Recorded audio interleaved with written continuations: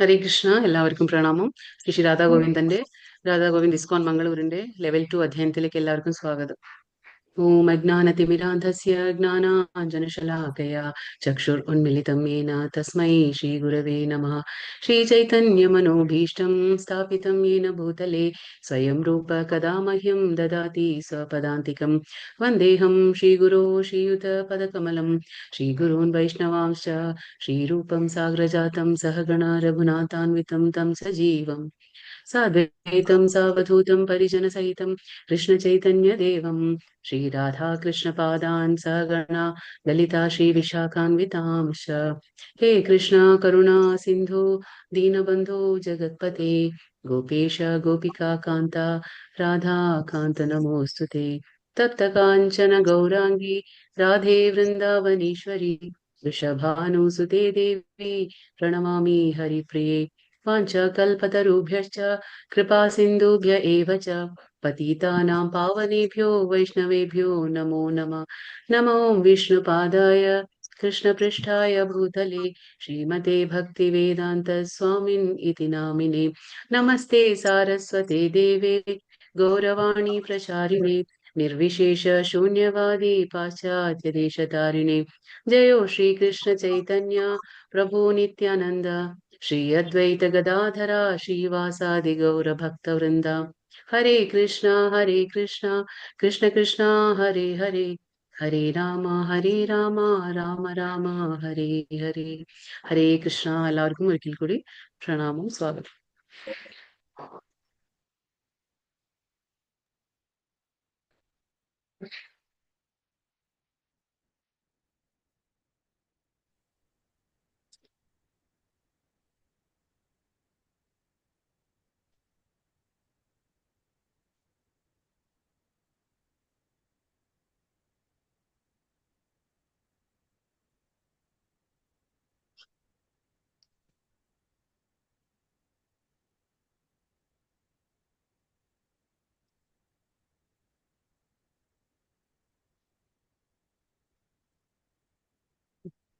ഇന്ന് 18 ശ്ലോകം 18 അല്ലേ? അപ്പൊ ഇന്നലെ നമ്മൾ എന്താ മനസ്സിലാക്കിയത്?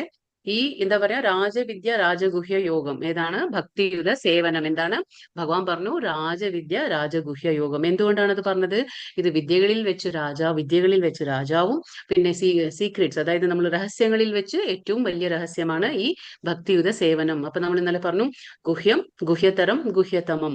ഗുഹ്യം എന്ന് പറഞ്ഞാൽ രണ്ടാമത്തെ മൂന്നാമത്തെ അധ്യായത്തിൽ നമ്മൾ മനസ്സിലാക്കുന്ന ആത്മാവിനെ കുറിച്ചുള്ള കാര്യങ്ങളും പിന്നെ കർമ്മം എങ്ങനെ ചെയ്യണം എന്നുള്ള കാര്യങ്ങൾ ഗുഹ്യമാണെങ്കിൽ, അത് രഹസ്യമാണെങ്കിൽ, രഹസ്യതരമായത് ഏതാണ്? 7ഉം 8ഉം അധ്യായത്തിൽ നമ്മൾ മനസ്സിലാക്കുന്ന കാര്യങ്ങൾ ഗുഹ്യതരം. പിന്നെ 9ാം അധ്യായം എന്താണ്? ഗുഹ്യതമം, അതായത് രഹസ്യതമം. അത് ഏറ്റവും വലിയ രഹസ്യം ഏതാണ്? 9ാം അധ്യായത്തിൽ ഭഗവാൻ പറയുന്ന കാര്യങ്ങൾ ഏറ്റവും വലിയ. അതുകൊണ്ടാണ് പറയുന്നത് ഭക്തിയുത സേവനം എന്താണ്? ഇവിടെ ഭക്തിയുത സേവനം എന്താണ്? അത് ഏറ്റവും വലിയ സീക്രട്ട് ആണ്. അതാണ് ഭഗവാൻ പറയുന്നത്. എല്ലാവർക്കും കിട്ടുന്ന ഒന്നല്ല ഇത്. വളരെയധികം എന്താ പറയാ, അത്രയും വലിയ രഹസ്യമാണ്. അതാണിത് ഭക്തിയുത സേവനം. ഒരു മിനിറ്റ്.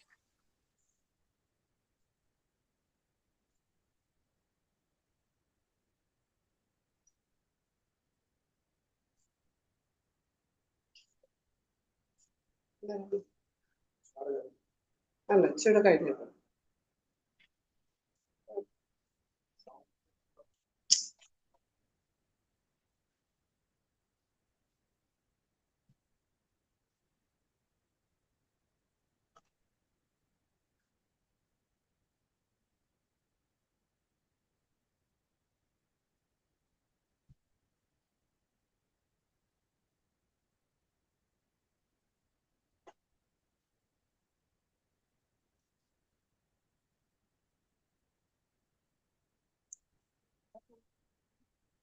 ക്ലാസ് തുടങ്ങുന്നു. വരല്ലേ കേട്ടോ, വരരുത്. ഓ പെട്ടെന്ന് പോ. നീ കണ്ടുകൊണ്ടിരിക്കും.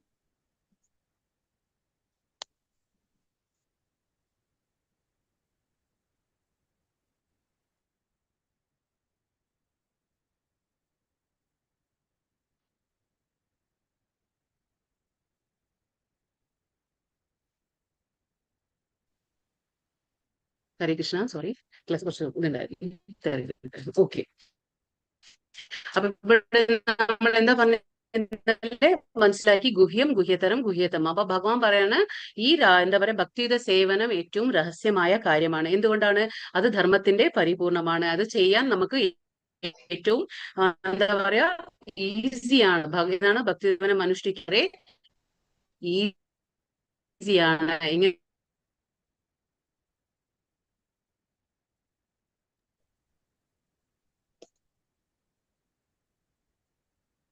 വോയിസ് കട്ടായി പോകുന്നുണ്ട് മാം.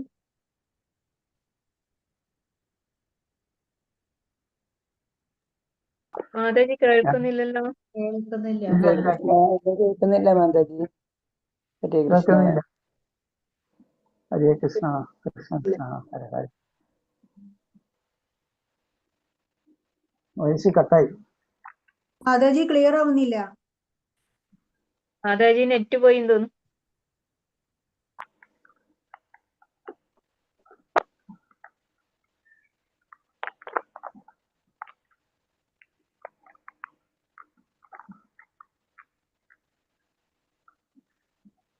മാതാജി ലെഫ്റ്റായി, നെറ്റ് പോയതാന്നാ തോന്നുന്നു.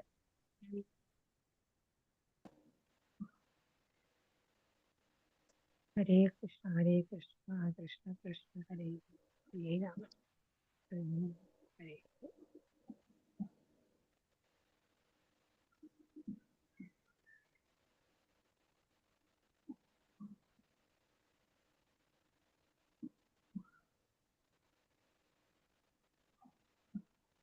നെറ്റ് പോയതാ. നെറ്റ് വരുമെന്ന് പ്രതീക്ഷിക്കാം. ശിവ മാതാജി ഒന്ന് കോസ്റ്റ് ആക്കിയാൽ മതി മാതാജി.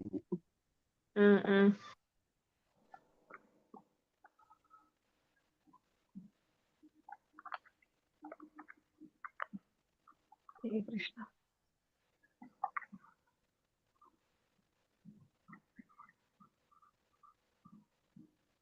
എല്ലാരും അറ്റൻഡൻസ് മാർക്ക് ചെയ്തോ?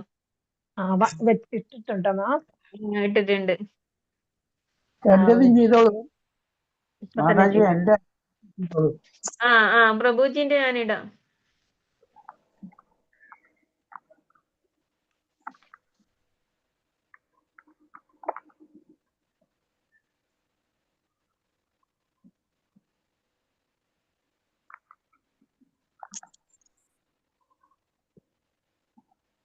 ഓക്കെ മാതാജി, ഞാൻ സബ്മിറ്റ് ചെയ്തിട്ടുണ്ട് കേട്ടോ.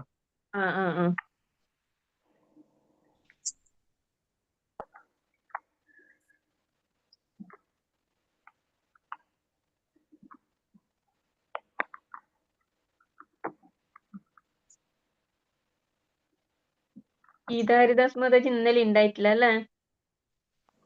ആരാ? ഗീതാ ഹരിദാസ് മാതാജി ഇന്നലെ ഉണ്ടായിട്ടില്ലല്ലോ. ഇല്ല മാതാജി, ഇന്നലെ ഞാൻ വന്നിട്ടുണ്ടായിരുന്നില്ല. ഇന്നലെ പെട്ടെന്ന് ഡോക്ടറെ അടുത്ത് പോകേണ്ടി വന്നു. അതുണ്ടായിരുന്നു. മാതാജി രമണി ദേവദാസ് ഇന്നലെ ഉണ്ടായിരുന്നില്ല. അതെ, ഉണ്ടായിരുന്നില്ല. ഇന്നലെ ക്ലാസ് ഇല്ല. നോക്കൂ. ഓ, വീണോന്നൊന്ന് നോക്കോ മാതാജി. അതിപ്പോ നോക്കാൻ പറ്റില്ല. പിന്നെ നോക്കാൻ ശരിയല്ല. ഇന്ന് ക്ലാസ് ഉണ്ടോ? ഉണ്ട്, ഇന്ന് ക്ലാസ് ഉണ്ട്. മാതാജി എന്തോ നെറ്റ് പ്രോബ്ലം ആയിട്ട് പോയതാണ്, ലെഫ്റ്റ് ആയി പോയതാണ്. സമയം ക്ലാസ് ഉണ്ടായിരുന്നു. ഞാനിപ്പോ ജോയിൻ ചെയ്തു. ഹസ്ബൻഡ് വയ്യാത്ത കാരണം. ഞാൻ രമണി ദേവദാസ്. എനിക്ക് അറ്റൻഡൻസ് ചെയ്യാൻ പറ്റില്ല. ആദ്യം ഇത് വന്നു, ലിങ്ക് വന്നു, ടച്ച് ചെയ്തപ്പോ തന്നെ പോയി. ഇപ്പൊ കിട്ടുന്നില്ല. ഇല്ല, ലിങ്ക് കിട്ടുന്നില്ല. പല പ്രാവശ്യം നോക്കും മാതാജി. ഉണ്ട്, ഒന്നുകൂടെ ചെയ്തു നോക്ക്. ലിങ്ക് പോയിട്ടില്ല, അവിടെ തന്നെ ഉണ്ട്. ഏതായാലും ക്ലാസ്സിൽ എല്ലാരും അറ്റൻഡൻസ് ഇടാൻ പഠിച്ചു ചെയ്തു പഠിച്ചോ. ഒരു പ്രാവശ്യം ചെയ്താൽ പിന്നെ അത് ഈസിയാണ്. നമ്മുടെ പേരും ടൈപ്പ് ചെയ്ത് ഫോൺ നമ്പറും ടൈപ്പ് ചെയ്ത് ഡേറ്റ് എന്നുള്ള ആദ്യം തൊടുമ്പോൾ കലണ്ടർ വരും. അതിന്റെ താഴെ സെറ്റ് എന്നുണ്ട്. ആ സെറ്റ് തൊട്ട് അത് കഴിഞ്ഞ് സബ്മിറ്റ് എന്നുള്ള തൊട്ടാൽ മാത്രം മതി. എന്നാലും മൂല് കാണിക്കും. മാതാജി റാണി ശശികുമാർ അറ്റൻഡൻസ് ഇട്ടിട്ടുണ്ടേ. ഞാൻ ഇട്ടിട്ടുണ്ട്. ബിന്ദു, ഇതെങ്ങനെയാ അറ്റൻഡൻസ് ഇടുന്നതെന്ന് പറയാം. അത് ടച്ച് ചെയ്തിട്ട് അത് ടച്ച് ചെയ്യുമ്പോൾ ഒരു ഫോം വരും. അവിടെ നമ്മുടെ പേര് ചോദിക്കുന്നുണ്ട്, നെയിം. ആ നെയിം എന്നുള്ളിടത്ത് തൊടുമ്പം ടൈപ്പ് ചെയ്യാനുള്ള ശാരദ ഇട്ടിട്ടുണ്ട്. ഹരേ കൃഷ്ണ. ഹരേ കൃഷ്ണ. ഹരേ ഹരേ കൃഷ്ണ. കൃഷ്ണ മാതാജി. സോറി, എന്റെ നെറ്റ്വർക്ക് കുറച്ച് എവിടെയാ? പ്രശ്നമായിരുന്നു, അതുകൊണ്ടാണ്. പറയില്ല. ഹരേ കൃഷ്ണ.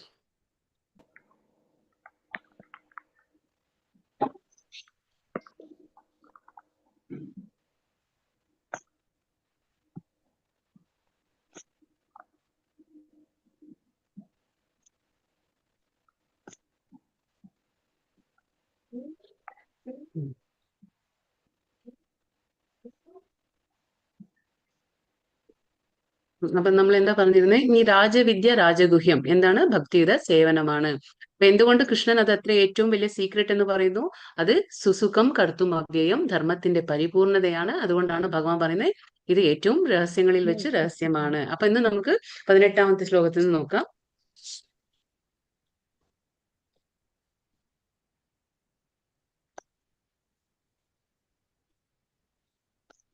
ഗതിർഭർത്താ പ്രഭു സാക്ഷി നിവാസ ശരണം സുഹൃത് പ്രഭവ പ്രളയസ്ഥാനം നിധാനം ബീജം അവ്യയം. ലക്ഷ്യവും ഭരണകർത്താവും പ്രഭുവും സാക്ഷിയും വാസസ്ഥാനവും ആശ്രയവും ഉറ്റമിത്രവും ഞാനാകുന്നു. സൃഷ്ടിയും സംഹാരവും എല്ലാത്തിന്റെയും അടിസ്ഥാനവും ശാശ്വതമായ ബീജവും ഞാൻ തന്നെ. അപ്പൊ ഭഗവാൻ പറയുന്നു, നമുക്കറിയാം ഭഗവാൻ എന്താണ്? എന്താ പറയാ, എല്ലാവർക്കും ബീജപ്രദാ പിതാവാണ് ഭഗവാൻ, അല്ലെ? അപ്പൊ നമ്മൾ ഇന്നലെ മനസ്സിലാക്കി അച്ഛനും അമ്മയും മുത്തച്ഛനും എല്ലാം സുഹൃത്തും എല്ലാം ആരാണ്? ഭഗവാനാകുന്നു. അപ്പൊ ഭഗവാൻ എല്ലാ ജീവജാലങ്ങൾക്കും ബീജം നൽകുന്ന ആ ബീജപ്രദാ പിതാവാകുന്നു. പിന്നെ ഭൗതിക പ്രകൃതി എന്താണ്? നമുക്കൊരു അമ്മയെ പോലെ നമുക്ക് ഓരോ ജീവജാലങ്ങൾക്കും ശരീരം നൽകുന്നത് ഭൗതിക പ്രകൃതിയാണ്. പക്ഷെ എല്ലാത്തിനും ആ ഉത്ഭവസ്ഥാനം ആ കൃഷ്ണനാണ്. നമുക്ക് എല്ലാം കൃഷ്ണ ഭഗവാനാണ്. അപ്പൊ ലക്ഷ്യവും ഭരണകർത്താവ് ആരാണ്? ഭഗവാൻ തന്നെയാണ്. പ്രഭുവും സാക്ഷിയും. സാക്ഷി എങ്ങനെയാണ് ഭഗവാൻ? നമ്മുടെ എല്ലാവരുടെയും ഹൃദയത്തില് പരമാത്മാ രൂപത്തിൽ ഭഗവാൻ ഇരിക്കുന്നു. വാസസ്ഥാനവും ആശ്രയവും, നമുക്ക് എല്ലാവർക്കും ആശ്രയം ആരാണ്? ഭഗവാൻ തന്നെ. ഉറ്റമിത്രവും ഭഗവാനാകുന്നു. നമുക്ക് മനസ്സിലാവുന്നു, അല്ലെ?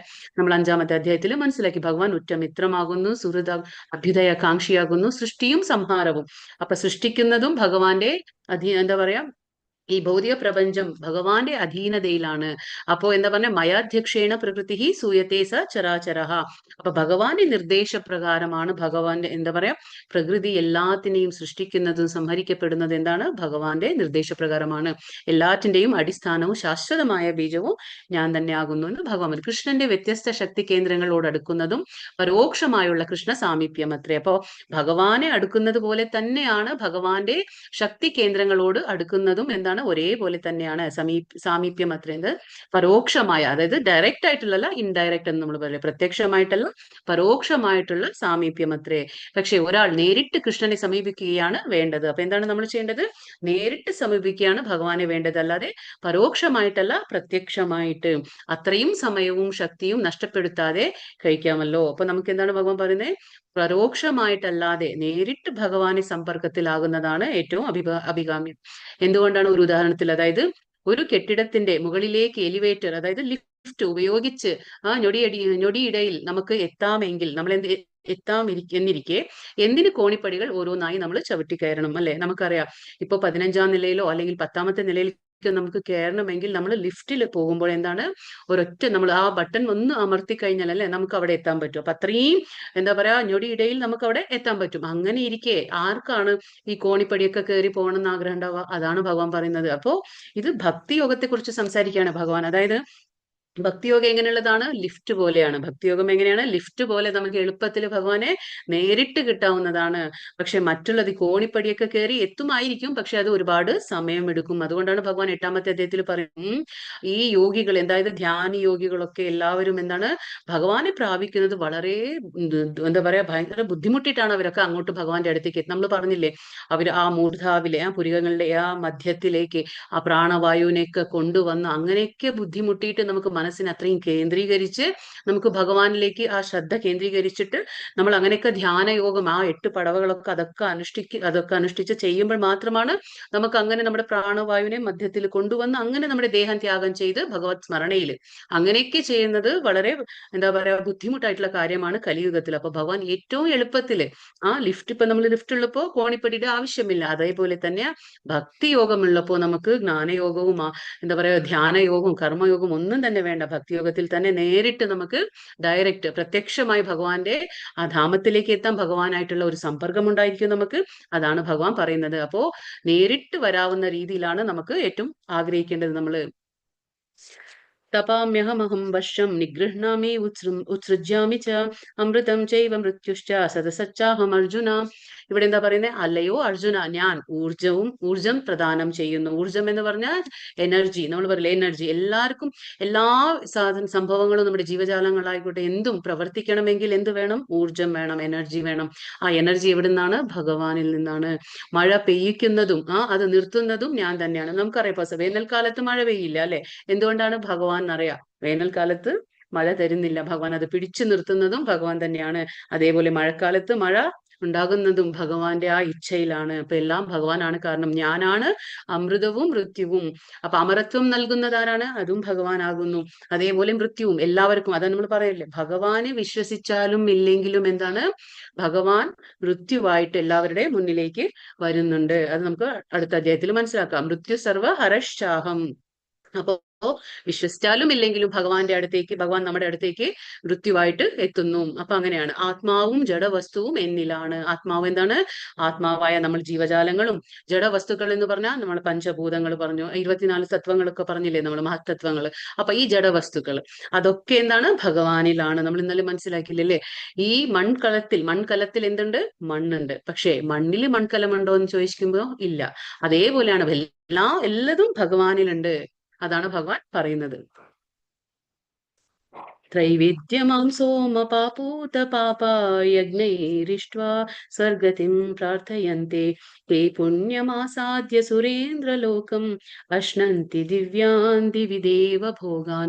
സ്വർഗീയ സുഖങ്ങൾ കാക്ഷിച്ച് വേദപഠനം നടത്തുന്നവരും സോമപാനം ചെയ്യുന്നവരും മറ്റൊരു വിധത്തിൽ ഭജിക്കുന്നത് എന്നെയാകുന്നു. പാപഫലങ്ങളിൽ നിന്ന് മുക്തരായി പുണ്യലോകമായ ഇന്ദ്രന്റെ സ്വർഗത്തിൽ ജനിച്ച് അവർ ദിവ്യസുഖങ്ങളെ അനുഭവിക്കുന്നു. അപ്പൊ ഇവിടെ എന്താ പറയുന്നത്? സ്വർഗീയ സുഖങ്ങൾ. നമ്മൾ പറഞ്ഞില്ലേ, ഈ വേദങ്ങളെല്ലാം എന്താണ്? കാമ്യകർമ്മങ്ങളെ കുറിച്ച് സംസാരിക്കും. വേദങ്ങൾ എന്താണ്? കാമ്യകർമ്മങ്ങൾ. അതായത് ഇന്നത് ചെയ്ത ഇന്നത് കിട്ടും, ഇന്നത് ചെയ്യുമ്പോൾ ഇന്ന ലോകത്തിലേക്ക് പോകാം എന്നുള്ള കാമ്യകർമ്മങ്ങളെ കുറിച്ച് പറയുന്നതാണ്. അപ്പോൾ ഈ വേദങ്ങളുടെ ആ ഒരു അന്തിമ ലക്ഷ്യം എന്താണ്? ഭഗവാൻ ശ്രീകൃഷ്ണനെ മനസ്സിലാക്കുക എന്നുള്ളതാണ്. അത് നമുക്ക് 15ാമത്തെ അധ്യായത്തിൽ വരുന്നുണ്ട്. അപ്പോൾ എല്ലാ വേദങ്ങളും ചൂണ്ടിക്കാണിക്കുന്നത് എവിടേക്കാണ്? ഭഗവാൻ ശ്രീകൃഷ്ണനിലേക്ക്. പക്ഷെ അത് ആൾക്കാർ മനസ്സിലാക്കുന്നില്ല. നമ്മൾ പറയില്ലേ, എത്ര വേദങ്ങൾ നമ്മൾ മനസ്സിലാക്കിയാലും ഭഗവാൻ ശ്രീകൃഷ്ണനെ അറിയണമെന്നില്ല. വേദേഷു ദുർലഭം അദുർലഭമാത്മ ഭക്തോ. അതായത് എല്ലാ വേദങ്ങളും പഠിച്ച ആൾക്ക് ഭഗവാനെ മനസ്സിലാക്കണം എന്നില്ല. എന്നാൽ ഭഗവാന്റെ ഹൃദയത്തിൽ അധിവസിക്കുന്ന ഒരു ഭക്തന് അത് വളരെ എളുപ്പമാണ്. അപ്പൊ അതാണ് പറയുന്നത്, ഈ സ്വർഗീയ സുഖങ്ങൾ, അതായത് ഹെവൻലി പ്ലാനറ്റ്സ് എന്ന് നമ്മൾ പറഞ്ഞില്ലേ, ഭൂമിക്ക് മുകളില് എന്താ പറയുക, ജനലോക, തപലോക, മഹർലോക, ബ്രഹ്മലോക, അതായത് സത്യലോക, ഇങ്ങനെയുള്ള ലോകങ്ങളുണ്ട്. അപ്പൊ ഓരോ ലോകത്തേക്കും പോകാൻ വേണ്ടിയിട്ട് ഭൂമിയിൽ ഇരുന്ന് നമ്മൾ എന്ത് ചെയ്യും? കാമ്യകർമ്മങ്ങൾ ചെയ്യും. വേദങ്ങൾ പറയുന്നത് അനുസരിച്ച് നമ്മൾ ഓരോ കർമ്മങ്ങൾ ചെയ്ത് സ്വർഗപ്രാപ്തിക്ക് വേണ്ടിയിട്ട്. നമ്മൾ നൃഗരാജാവിന്റെ കഥയും മനസ്സിലാക്കി അല്ലെ? കുറെ ഗോദാനം ചെയ്തിട്ട് എന്താണ് അദ്ദേഹം ആഗ്രഹിച്ചത്? എനിക്ക് പുണ്യം നേടണം, അതായത് എനിക്ക് സ്വർഗപ്രാപ്തി വേണം എന്നൊക്കെ അദ്ദേഹം ചിന്തിച്ചു പ്രവർത്തിച്ചു. പക്ഷേ നമ്മൾ അതാ പറയുന്നത്, നമ്മൾ എത്ര നല്ല കർമ്മങ്ങൾ, സത്കർമ്മങ്ങൾ ചെയ്യും ും അതിൽ എന്തെങ്കിലും ചെറിയൊരു തെറ്റ് പറ്റിക്കഴിഞ്ഞാല് അത് നമ്മളെ എന്താ പറയാ, നമ്മളെ വീണ്ടും അത് ഉപരിലോകങ്ങളിലേക്കല്ല നമ്മളെ കൊണ്ടുപോകുക, നമ്മൾ ഇവിടെ തന്നെ കുടുക്കിയിടും. പോരാത്തതിന് നമുക്ക് ശാപം കിട്ടുന്ന രീതിയിൽ തന്നെ ആവും അത്. അതാണ് പറയുന്നത്, നമ്മൾ ശ്രദ്ധിക്കണം വളരെയധികം. അതുകൊണ്ടാണ് നമ്മൾ എന്ത് കർമ്മം ചെയ്യുമ്പോഴും ആർക്ക് വേണ്ടി ചെയ്യണം? കൃഷ്ണൻ എന്ന വേണ്ടിയിൽ. കാരണം എന്താണ്? കൃഷ്ണൻ ആരാണ്? യജ്ഞദേവത. അർജുനൻ 8ാമത്തെ അധ്യായത്തിലെ 8 ചോദ്യങ്ങൾ ചോദിച്ചു. അതിലെന്താ ചോദിച്ചേ? ആ യജ്ഞദേവത ആരാണ്? അത് എങ്ങനെയാണ് ശരീരത്തിൽ കുടികൊള്ളുന്നത്? യജ്ഞദേവത കൃഷ്ണൻ തന്നെയാണ്. അത് ശരീരത്തിൽ പരമാത്മാ രൂപത്തിൽ. അപ്പോ നമ്മൾ ചെയ്യുന്ന കർമ്മങ്ങളെല്ലാം കൃഷ്ണന് വേണ്ടി, യജ്ഞദേവതയ്ക്ക് വേണ്ടി ചെയ്യുമ്പോൾ നമുക്കതിൽ പാപമോ പുണ്യമോ ഉണ്ടായിരിക്കില്ല. അപ്പൊ അതേപോലെയാണ് ഇപ്പൊ ഈ സ്വർഗീയ സുഖം, അതായത് സ്വർഗപ്രാപ്തിക്ക് വേണ്ടി ചെയ്യുന്ന കർമ്മങ്ങൾ ചെയ്യുന്നവരെന്താണ്? അവര് വേദപഠനം നടത്തുന്നവരും പിന്നെ സോമപാനം ചെയ്യുന്നവരും മറ്റൊരു വിധത്തിൽ ഭജിക്കുന്നത് എന്നെ തന്നെ. അതായത് ഡയറക്റ്റ് ആയിട്ടല്ല, അതായത് ഇൻഡയറക്റ്റ്, അതായത് ഭഗവാൻ പ്രത്യക്ഷമായിട്ടല്ല, അവർ പരോക്ഷമായിട്ട് എന്നെ തന്നെയാണ് ഭജിക്കുന്നത്. പാവഫലങ്ങളിൽ നിന്ന് മുക്തരായി അവരെന്താണ്? അപ്പൊ ആ വേദങ്ങൾ പറഞ്ഞിട്ടുള്ള സ്വർഗപ്രാപ്തിക്ക് വേണ്ടിയിട്ട് നല്ല കർമ്മങ്ങൾ, സത്കർമ്മങ്ങളൊക്കെ ചെയ്തുകൊണ്ട് പാവഫലങ്ങളിൽ നിന്ന് ഫ്രീ ആയി, മുക്തരായി പുണ്യലോകമായ ഇന്ദ്രന്റെ, അപ്പൊ നമുക്കറിയാം ഉപരിലോകം, സ്വർഗലോകങ്ങളൊക്കെ ഉണ്ടല്ലോ അല്ലെ, അവിടേക്ക് ആ ഇന്ദ്രലോകത്തിന് വേണ്ടി, ആ ഇന്ദ്രലോകത്തേക്ക് എത്താൻ വേണ്ടിയിട്ട് അവർ ഓരോ കർമ്മങ്ങളൊക്കെ ചെയ്ത് സ്വർഗത്തിൽ ജനിച്ച് അവിടെ ചെന്ന് ജനിക്കും അവര്. എന്താണ് ഈ ഭൂലോകത്തിൽ അവരുടെ ആയുസ് തീരുമ്പോൾ അവിടെ എവിടെ ജനിക്കും? സ്വർഗത്തിൽ ചെന്ന് ജനിച്ച് അവർ ദിവ്യ സുഖങ്ങളെ അനുഭവിക്കുന്നു. അപ്പൊ ഈ നമ്മൾ പറഞ്ഞു ഭൂമിക്ക് മുകളിലുള്ള ആ ലോകങ്ങളിൽ എന്താണ് ഇവിടത്തേക്കാളും സുഖഭോഗങ്ങൾ, അതായത് ഇന്ദ്രിയ സുഖാനുഭവങ്ങൾ അവിടെ ഇത്തിരി കൂടുതലാണെന്ന് മാത്രം. അവിടെ നമ്മുടെ ആയുസ് എന്താണ്, കുറച്ച് ആയുസിന്റെ ദൈർഘ്യം കൂടും, അതാണ് അവിടെ, വേറൊന്നുമല്ല. അവിടെ ഇന്ദ്രിയ ഭോഗങ്ങൾ വിശിഷ്ട രീതിയിലായിരിക്കും, ഇന്ദ്രിയ ഭോഗങ്ങൾ അനുഭവിക്കാനുള്ള ആ സുഖ സൗകര്യങ്ങളൊക്കെ കൂടുതലായിരിക്കും. പിന്നെ നമ്മുടെ ആയുസിന്റെ ദൈർഘ്യം ഉണ്ടായിരിക്കും അവിടെ, അതൊക്കെയുള്ളൂ. അല്ലാതെ അവിടെ അമരത്വമില്ല. സ്വർഗലോകങ്ങളിൽ എന്താണ് അമരത്വമില്ല. കാരണം നമ്മൾ പറഞ്ഞു ഇന്നലെ 8ാമത്തെ അധ്യായത്തിൽ ആ ബ്രഹ്മ ഭുവനാലോക പുനരാവർത്തിനോർജുന, ബ്രഹ്മലോകം തൊട്ട് പാതാളം ലോകം വരെ എല്ലാം ആവർത്തിക്കപ്പെടും. എന്താണ് അവിടെ ആവർത്തിക്കപ്പെടുന്നത്? മൃത്യു സംസാര സാഗരമായതുകൊണ്ട് എല്ലായിടത്തും എന്താണ് അവിടെ ജന്മ മൃത്യു ജരാവ്യാധി എല്ലാം ഉണ്ടായിരിക്കും. അപ്പൊ എല്ലാവരും വീണ്ടും ഭൂമിയിലേക്ക് തന്നെ വരണം, അതാണ് പറയുന്നത്. പക്ഷെ അവിടെ കുറച്ച് സുഖഭോഗങ്ങൾ കൂടുതലായിരിക്കും. ഏതില്? ഇന്ദ്രന്റെ ലോകത്ത്, ചന്ദ്രന്റെ ലോകം, അങ്ങനെയുള്ള ആ ദേവന്മാരുടെ ലോകങ്ങളിൽ എന്താണ് കുറച്ച് സുഖഭോഗങ്ങൾ കൂടുതലായിരിക്കും. ആയസ് ഇത്തിരി കൂടുതൽ കിട്ടും, സുഖങ്ങളെ കുറച്ചു കാലം ഏറെ അനുഭവിക്കാം എന്ന് മാത്രം. ഇവിടെ പറയുന്നത് എന്താ ഈ ശ്ലോകത്തിൽ പറഞ്ഞ ത്രൈവിദ്യ. അപ്പൊ എന്താണ് ഈ ത്രൈവിദ്യ? ത്രൈ എന്ന് പറഞ്ഞാൽ 3, വിദ്യ എന്താണ് എന്ന വാക്ക് 3 വേദങ്ങളെ, വിദ്യ എന്ന് പറഞ്ഞ വേദം. അപ്പൊ ത്രൈവിദ്യ എന്ന് പറഞ്ഞ 3 വേദങ്ങളെയാണ് സൂചിപ്പിക്കുന്നത്. അപ്പൊ എന്താണ്, ഏതാണ് 3 വേദം? സാമവേദ, യജുസ് ആൻഡ് ഋഗ്വേദ. നമ്മൾ പറഞ്ഞല്ലേ ഋഗ് സാമ യജുർ, അതാണ് സാമവേദ, യജുസ് ആൻഡ് ഋഗ്. ഈ 3നെ കുറിച്ചാണ് ത്രൈവിദ്യ എന്ന് പറയുന്നത്. ഈ 3 വേദങ്ങളും പഠിച്ച ബ്രാഹ്മണനെ നമ്മൾ എന്ത് പറയും? ത്രിവേദി. അപ്പൊ ആരാണ് ത്രിവേദി? ത്രൈവിദ്യം അറിയുന്ന ഒരാളാണ് ത്രിവേദി. അതായത് 3 വേദങ്ങളും പഠിച്ച ഒരു ബ്രാഹ്മണനെ നമ്മൾ ത്രിവേദി എന്ന് വിളിക്കുന്നു. നമുക്ക് കേൾക്കാം ത്രിവേദി, ദ്വിവേദി, ചതുർവേദി, ഇങ്ങനെയുള്ള പേരുകളുള്ള സർനെയിംസ് ഉള്ള ആൾക്കാരുണ്ട് അല്ലെ, അങ്ങനെ. അപ്പൊ അതാണ്. അപ്പൊ ത്രിവേദി എന്ന് പറഞ്ഞ 3 വേദങ്ങൾ, ചതുർവേദി 4 വേദങ്ങൾ, ഇങ്ങനെയുള്ള അതാണ് ദ്വിവേദി 2 വേദങ്ങൾ, ഇതാണ്. അപ്പൊ യഥാർത്ഥ ത്രിവേദികൾ കൃഷ്ണന്റെ ചരണകമലങ്ങളെ ആശ്രയിച്ച് ഭഗവത് പ്രീതിക്കായിക്കൊണ്ട് അവര് ശുദ്ധ ഭക്തി സേവനത്തിൽ ഏർപ്പെടും. അതാണ് ശരിക്കുള്ള ത്രിവേദി എന്ന് പറഞ്ഞ എന്താണ്, അവര് 3 വേദങ്ങളുടെയും അധ്യയനം ചെയ്ത് ആ ജ്ഞാനം നേടിയ ആൾക്കാർ. പക്ഷെ ആ ജ്ഞാനം ശരിക്കായ രീതിയിൽ അവർ നേടിയിട്ടുണ്ടെങ്കിൽ അവരെവിടെയായിരിക്കും അഭയം തേടുന്നത്? ഭഗവാൻ ശ്രീകൃഷ്ണന്റെ ചരണകമലങ്ങളെ ആശ്രയിച്ചാണ് അവരെല്ലാം ചെയ്യുന്നത്. പക്ഷെ അങ്ങനെയല്ല. അതാണ് ഭഗവാൻ പറയുന്നത്, ബ്രഹ്മാവ് പറയുന്നത് 3 വേദങ്ങൾ പഠിച്ചിട്ടും എത്രയോ പേർക്ക് എന്താണ് ഒരുപാട് ജ്ഞാനം അർജിക്കും അവര്, പക്ഷെ അവർക്ക് ഭഗവാനെ അറിയില്ല. ഭഗവാനെ ശ്രീകൃഷ്ണനാണ് സർവോത്തമമായ എന്താ പറയാ ദിവ്യോത്തമ പരമപുരുഷൻ എന്ന്, ദേവോത്തമ പരമപുരുഷൻ എന്നുള്ള കാര്യം അവർക്ക് അറിയില്ല. അതുകൊണ്ട് അവർ ആരെ അഭയം തേടണം എന്നുള്ളത് അവർക്കറിയില്ല. വേദ അധ്യയനം കൊണ്ട് മാത്രം നമുക്ക് എല്ലാം നേടാൻ പറ്റുമെന്നില്ല. അതുകൊണ്ടാണ് ഭക്തിയുത സേവനം, അതാണ് ചാൻറ്റിങ്. നമ്മൾ പറയില്ലേ ഹരേ കൃഷ്ണ മന്ത്രം ജപിക്കുമ്പോൾ ആ ഭഗവാന്റെ ഭക്തിയുത സേവനം, ശ്രവണം, കീർത്തനം, വിഷ്ണു സ്മരണം എന്നിങ്ങനെ നവവിധ ഭക്തി ചെയ്യുമ്പോൾ എന്താണ് നമുക്ക് മനസ്സിലാകും ആരാണ് ദേവോത്തമ പരമപുരുഷൻ. എന്നിട്ട് നമുക്ക് ആ ചരണകമലങ്ങളെ ആശ്രയിക്കാൻ പറ്റും. അതാണ് പറയുന്നത്. തേതം ഭുക്വാ സ്വർഗലോകം വിശന്തി വിശാലം ക്ഷീണേ പുണ്യേ മർത്യലോകം വിശന്തി ഏവം ത്രയീ ധർമ്മമനു പ്രപന്ന ഗതാഗതം കാമകാമാ ലഭന്തെ. ഇങ്ങനെ സ്വർഗീയങ്ങളായ ഇന്ദ്രിയ സുഖങ്ങൾ ഒട്ടേറെ അനുഭവിച്ച് തങ്ങൾ ചെയ്ത കർമ്മങ്ങളുടെ ഫലമെല്ലാം നഷ്ടപ്പെടുമ്പോൾ അവർ ഈ നശ്വരമായ ഭൂമിയിലേക്ക് തിരിച്ചു വരുന്നു. അപ്പൊ അതാണ് പറയുന്നത്, അവിടെ ഒന്നും ശാശ്വതമായ ലോകങ്ങളല്ല. നമുക്കറിയാം ആ ബ്രഹ്മലോകം തൊട്ട് പാതാളം ലോകം വരെ ഒന്നും തന്നെ ശാശ്വതമായ ലോകങ്ങളല്ല. ഭഗവാന്റെ നമ്മൾ പറഞ്ഞില്ല, സൃഷ്ടി കഴിഞ്ഞിട്ട് പ്രളയം സംഭവിക്കുന്ന സമയത്ത് എല്ലാം നാശമായി പോകും. പക്ഷെ ആ ഗോലോക വൃന്ദാവന ധാമം, വൈകുണ്ഠധാമങ്ങളൊക്കെ എന്താണ്, അത് ശാശ്വതമായ ധാമങ്ങളാണ്. അപ്പൊ ഇവിടെ എന്താ പറയുന്നത് ഭഗവാൻ, ഈ ഭൗതിക പ്രപഞ്ചത്തിൽ വരുന്ന 14 ലോകങ്ങളും ശാശ്വതമായ ലോകങ്ങളല്ല. അതുകൊണ്ട് ഇപ്പൊ നമ്മൾ ഈ ഭൂമിയിൽ നിന്ന് കുറച്ച് മേലേക്ക് പോയി സ്വർഗത്തിലേക്ക് പോയി എന്നും പറഞ്ഞ് നമ്മൾ അവിടെ സ്ഥിരമായി ഇരിക്കാൻ പറ്റില്ല. പക്ഷെ അവിടെ നമ്മൾ എന്താ ചെയ്യുന്നത്? ഒരു മിനിറ്റ്.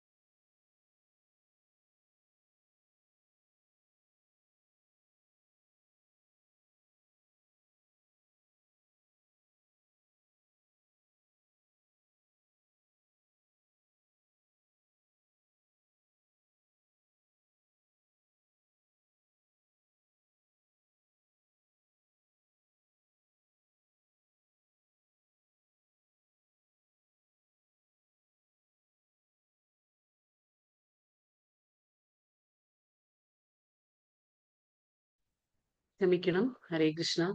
അപ്പൊ ഇവിടെ എന്താ പറയുന്നത്, ഇങ്ങനെ സ്വർഗീയ സുഖങ്ങളായ ഇന്ദ്രിയ സുഖങ്ങൾ ഒട്ടേറെ അനുഭവിച്ചു. നമ്മൾ പറഞ്ഞില്ലേ, അവിടെ ഈ ഉപരിലോകങ്ങളിൽ എന്താ ഒന്നുമില്ല, അമരത്വം ഒന്നുമില്ല. പക്ഷെ അവിടെ എന്താണ്, സ്വർഗീയ സുഖങ്ങൾ കൂടുതൽ ഉണ്ടായിരിക്കും, അത്രമാത്രം. അപ്പൊ ഈ ഇന്ദ്രിയ സുഖങ്ങൾ ഒട്ടേറെ അനുഭവിച്ച് തങ്ങൾ ചെയ്ത പുണ്യകർമ്മം, ഇപ്പൊ നമ്മളിവിടെ പുണ്യകർമ്മം ചെയ്യുന്നു, അതിന്റെ ഫലമായി സ്വർഗത്തിലേക്ക് പോകുന്നു. അവിടെ സ്വർഗത്തിൽ കുറച്ചു കാലം നമ്മൾ നിൽക്കുന്നു, കൂടുതൽ നിൽക്കുന്നു എന്ന് മാത്രം. ആയുസിന്റെ ദൈർഘ്യം കൂടും, അത്രയേ ഉള്ളൂ. പിന്നെ സുഖഭോഗങ്ങൾ കുറച്ച് കൂടും. അതെല്ലാം അനുഭവിച്ചു കഴിഞ്ഞ് ഫലത്തിന് നമ്മൾ ആർജിച്ച പുണ്യഫലത്തിന്റെ അതെല്ലാം കണക്ക് തീരുമ്പോ എന്താണ്, നമ്മൾ വീണ്ടും നശ്വരമായ ഈ ഭൂമിയിലേക്ക് തന്നെ തിരിച്ചു വരണം. അതാണ് പറയുന്നത്. അപ്പോ ഇതെങ്ങനെയെന്ന് വെച്ചപ്പോ നമ്മൾ പൂന്താനം പോലും പറയുന്നുണ്ട്, ജ്ഞാനപാനയില് പൂന്താനം പറയുന്നുണ്ട്. എന്താണ്, സ്വർഗവും നരകവും ആയിട്ട് ഇങ്ങനെ മണ്ടുന്ന ജീവന്മാര്. അതാണ്, നമുക്ക് വേറെ പണിയൊന്നുമില്ല. നമ്മളിവിടെ ഈ ഭൂമിയിലിരുന്ന് എന്താണ്, കുറെ സ്വർഗപ്രാപ്തിക്കായിട്ട് നല്ല കർമ്മങ്ങൾ ചെയ്യുന്നു, ദാനം ചെയ്യുന്നു, ഇതൊക്കെ ചെയ്യുമ്പോൾ നമ്മൾ എന്താണ് ആഗ്രഹിക്കുന്നത്, നമുക്ക് അതിന്റെ ഫലം വേണം. അതാണ് ഭഗവാൻ പറയുന്നത്, നമ്മൾ ഫലങ്ങൾ ആഗ്രഹിക്കാതെ ഭഗവാന് കൊടുക്കണം. അതാണ് ഭഗവാൻ 3-ാമത്തെ അധ്യായത്തിൽ പറയുന്നു, യജ്ഞാർത്ഥാത് കർമ്മണോ അന്യത്ര ലോകോയം കർമ്മ ബന്ധനഃ. നമ്മൾ കർമ്മം ചെയ്യുമ്പോൾ കൃഷ്ണന് വേണ്ടി സമർപ്പിച്ച് ചെയ്യുമ്പോൾ അത് നമ്മളെ ബന്ധിക്കുന്നില്ല.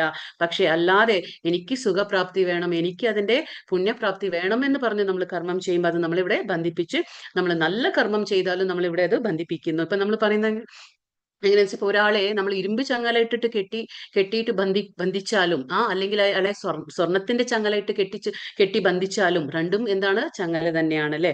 ഇരുമ്പിന്റെ ആയിക്കോട്ടെ സ്വർണത്തിന്റെ ആയിക്കോട്ടെ, രണ്ടും ബന്ധനം തന്നെ. അതേപോലെയാണ് സുഖമായാലും ദുഃഖമായാലും രണ്ടും നമ്മളിവിടെ ബന്ധിപ്പിച്ചു വെക്കുന്നു. നമ്മളിപ്പോ അതാ പറയുന്ന, ഒരു ജയിൽ, ഇപ്പൊ നമ്മൾ ഒരു വ്യക്തിയെ കൊണ്ടുപോയി തെറ്റ് ചെയ്യുമ്പോൾ ജയിലിൽ കൊണ്ടുപോയി ഇടുമ്പോ അത് ജയിൽ തന്നെയല്ലേ. ആ ജയിൽ ഒരുപാട് ഇപ്പൊ TV എല്ലാ സൗകര്യങ്ങളൊക്കെ ആക്കി കൊടുത്ത ഒരു വ്യക്തി ജയിലിലിടുമ്പോഴും എന്താണ്, അദ്ദേഹത്തിന് അവിടെ കുറച്ച് ഭോഗങ്ങൾ കൂടുതലുണ്ടെന്ന് മാത്രം. പക്ഷെ ജയിൽ തന്നെയല്ലേ. അതേപോലെ നമ്മൾ ഈ ഭൂമിയും അങ്ങനെയാണ്. നമ്മൾ എന്താണ്, ഭഗവാന്റെ അംശമായതുകൊണ്ട് നമ്മളെല്ലാം നമ്മുടെ ആ കർമ്മത്തിലൂടെ നമ്മൾ ശുദ്ധീകരിക്കപ്പെട്ട് നമ്മൾ ഭഗവത് ധാമത്തിലേക്ക് തിരിച്ചെത്തണം. അതുകൊണ്ടാണ് ഭഗവാൻ നമ്മളെ ഇവിടെ എന്താ പറയുന്നത്, ഈ ഭൗതിക പ്രപഞ്ചത്തിൽ നമ്മളെ ആക്കിയിരിക്കുന്നത്. 3 ഗുണങ്ങൾ തന്നു. പിന്നെ ദുർഗാദേവിയെ തന്നിട്ടുണ്ട്. ദുർഗാദേവി ആരാണ്, ഒരു ജയിലറാണ്. ഇപ്പൊ നമ്മള് എന്താ പറയാ, ജയിലില് ഒരുപാട് പ്രിസണേഴ്സ് ഉണ്ടാവും. അപ്പൊ ആ പ്രിസണേഴ്സിനെ നോക്കി നടത്താൻ ആരാണ്, സൂപ്പറിൻറ്റൻഡന്റ് ഉണ്ടാവും അല്ലെ ജയിലില്. അതേപോലെ അവരെന്താണ് ചെയ്യുന്നത്, ജയിലർ എന്താ ചെയ്യുന്നത്, അവരൊക്കെ ഇങ്ങനെ ഓരോരുത്തരെയും വാച്ച് ചെയ്യും അല്ലെ. ആരാണ് നല്ല കർമ്മങ്ങൾ കുറച്ച് ബെറ്റർ ആയിട്ട് ബെറ്റർമെന്റിന് വേണ്ടി അവർ ശ്രമിക്കുന്ന ആൾക്കാരെ എന്താണ്, കുറച്ച് ഇളവ് കൊടുക്കും അല്ലെ. അവരുടെ ശിക്ഷയ്ക്ക്, അതായത് അവരുടെ പണിഷ്മെന്റ് കുറച്ച് ഇളവ് കിട്ടും അവർക്ക്. അതേപോലെയാണ് ഇവിടെ ദുർഗാദേവി എന്താ ചെയ്യുന്നത്, മേൽനോട്ടം ചെയ്യാണ്. അപ്പൊ നമ്മളിവിടെ നിന്നുകൊണ്ട് നമ്മുടെ തെറ്റുകളെല്ലാം നമ്മൾ തിരുത്തിക്കൊണ്ട് നമ്മൾ ഭഗവത് സേവനം അനുഷ്ഠിച്ചുകൊണ്ട് ഭക്തിയുടെ സേവനം അനുഷ്ഠിക്കുമ്പോൾ എന്താണ്, ദുർഗാദേവി നമ്മളെ റെക്കമെൻഡ് ചെയ്യും. ആർക്ക്, ഭഗവാൻ ശ്രീകൃഷ്ണനോട് പറയും, റെക്കമെൻഡേഷൻ ചെയ്യും. അങ്ങനെയാണ് നമുക്ക് ഭഗവാന്റെ ധാമത്തിലേക്ക് എത്താൻ പറ്റുന്നത്. കാരണം ഇവിടെ ദുർഗാദേവിയുടെ ആ ഒരു സ്ട്രിക്റ്റ് ആയിട്ടുള്ള സൂപ്പർവിഷൻ ഉണ്ട് ഇവിടെ ഈ ഭൗതിക പ്രപഞ്ചത്തിൽ. അത് നമ്മൾ മനസ്സിലാക്കണം. അതേപോലെ ഇപ്പൊ നമ്മൾ എങ്ങനെ കുറെ കഷ്ടപ്പെടുന്നു, എന്താണ്, കഷ്ടപ്പെട്ട് കാലത്ത് തൊട്ട് വൈകിട്ട് വരെ നമ്മൾ പണിയെടുത്ത് നമ്മൾ എന്താണ് ആഗ്രഹം, നമുക്ക് ഒരുപാട് പണം സമ്പാദിക്കണം. ഒരുപാട് പണം സമ്പാദിച്ച് അതിന്റെ പിന്നിലുള്ള ഉദ്ദേശം എന്താണ്, നമുക്ക് ആ പണം എല്ലാം കൊണ്ടുപോയി ഒരു എന്താ പറയുക പ്ലാൻ ചെയ്യണം നമ്മൾ അല്ലെ. പ്ലാൻ ചെയ്യും, നമ്മൾ ഇന്ന സ്ഥലത്തേക്ക് പോകണം, അല്ലെങ്കിൽ ഇന്ന സ്ഥലത്തേക്ക് നമ്മൾ ഇന്ന ദിവസം പോകണം, കുറച്ച് ദിവസം നമ്മൾ അവിടെ ചെലവഴിക്കണം, നമ്മൾ അവിടെ ആസ്വദിക്കണം, ആ സുഖഭോഗങ്ങൾ ആസ്വദിക്കണം എന്നുള്ള പ്ലാനിൽ നമ്മൾ എന്ത് ചെയ്യും, ഒരുപാട് കഷ്ടപ്പെട്ട് പണം സമ്പാദിച്ച് അതിങ്ങനെ കൂട്ടി ശേഖരിച്ചു വെക്കും. എന്നിട്ട് എന്ത് ചെയ്യും, ആ സമയമാകുമ്പോൾ നമ്മൾ എന്ത് ചെയ്യും, ആ പണം എല്ലാം എടുത്ത് നമ്മൾ ആഗ്രഹിച്ചത്, നമ്മൾ എന്താണോ ആ പ്ലാൻ ചെയ്തത്, ആ പ്ലാൻ ചെയ്ത സ്ഥലത്തേക്ക് കൊണ്ടുപോയി നമ്മൾ അവിടെ എൻജോയ് ചെയ്യും. അവിടെ ഒരു 10 ദിവസമോ 15 ദിവസമോ അല്ലെങ്കിൽ ഒരു മാസം ആ സ്ഥലത്ത് നമ്മൾ പോയി എൻജോയ് ഒക്കെ ചെയ്ത് ആ പണമെല്ലാം തീർന്നു പോകും അല്ലെ. നമ്മൾ അത്രയും കാലം കഷ്ടപ്പെട്ട് എടുത്തു വെച്ച് ശേഖരിച്ച ആ പണം എല്ലാം നമ്മൾ കൊണ്ടുപോയി അവിടെ ആ സ്ഥലത്ത് ചെലവാക്കി കഴിഞ്ഞ് നമ്മൾ കുറെ സുഖഭോഗങ്ങളൊക്കെ അനുഭവിച്ചു കഴിഞ്ഞ് തിരിച്ച് നമ്മൾ എവിടെ എത്തും, നമ്മുടെ വീട്ടിലേക്ക് എത്തും അല്ലെ.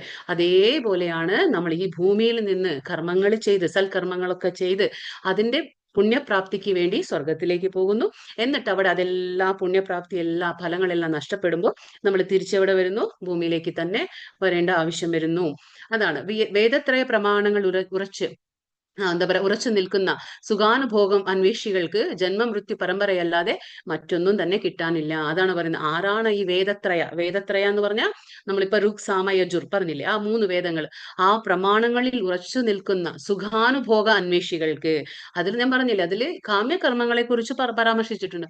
അപ്പൊ അതിനെ ആലോചിച്ച് അത് മാത്രം ഒരു എന്താ പറയുക നമ്മുടെ ജീവിത ലക്ഷ്യമാക്കിക്കൊണ്ട് ആരാണോ പ്രവർത്തിക്കുന്നത് അവർക്ക് എന്താ കിട്ടുക, ജന്മ മൃത്യു അല്ലാതെ വേറെ ഒരു പരമ്പരയോ അവർക്ക് കിട്ടാനില്ല എന്ന് ഭഗവാൻ പറയാണ്. കാരണം അവിടെ നമ്മുടെ സ്വാർത്ഥ അഭിലാഷമുണ്ട് അവിടെ. പൂർണ്ണ ജ്ഞാനം നേടിയിട്ടില്ലാത്ത അഥവാ എല്ലാറ്റിനും കാരണഭൂതനായ കൃഷ്ണനെ അറിയാത്തവർക്ക് ജീവിതത്തിന്റെ പരമലക്ഷ്യം പ്രാപിക്കുന്നതിൽ പരാജയം അനുഭവപ്പെടും.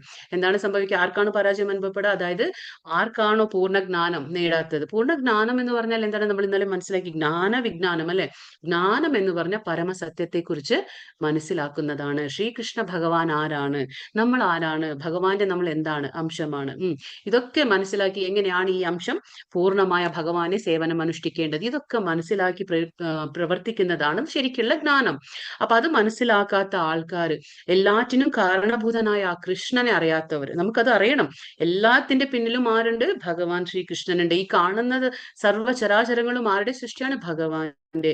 ഈ കാണുന്നത് മുഴുവനും ആരുടെയാണ്? ഭഗവാന്റെ പ്രോപ്പർട്ടിയാണ്. നമ്മൾ ഇവിടെ വാടകയ്ക്ക് വന്നിരിക്കുന്ന ആൾക്കാരെ പോലെ നമ്മൾ ജീവിക്കണം. എന്നാണോ നമ്മുടെ യജമാനൻ ഒഴിയാൻ പറയുന്നത് നമ്മളോട്, അന്ന് നമ്മൾ ഒഴിഞ്ഞേ മതിയാവുള്ളൂ. അതേപോലെ ഭഗവാൻ എന്നാണ് നമ്മുടെ ആയുസ്, എന്താ പറയാ, ആയുസ്സിനെ നമ്മുടെ കണക്കാക്കി നമ്മുടെ ആ ജീവനെ ഭഗവാൻ എടുക്കും, മൃത്യുവായിട്ട് നമ്മുടെ മുന്നിലേക്ക് വരും. അപ്പൊ നമ്മളെല്ലാം ഈ ജീവിതം ത്യാഗം ചെയ്തേ മതിയാവുള്ളൂ. അതാണ് നമ്മൾ മനസ്സിലാക്കിയിരിക്കണം. ഇങ്ങനെ ഒരു ജ്ഞാനമില്ലാത്ത ആ പരമലക്ഷ്യം പ്രാപിക്കുന്നതിൽ അവരെന്താണ്? പരാജയപ്പെടും. അവർക്ക് പരമലക്ഷ്യമില്ല. പരമലക്ഷ്യം എന്ന് പറയുന്നത് ഭഗവത് ധാമമാണ്. അതല്ല അവർക്ക് കിട്ടുക. അവരെന്താണ്?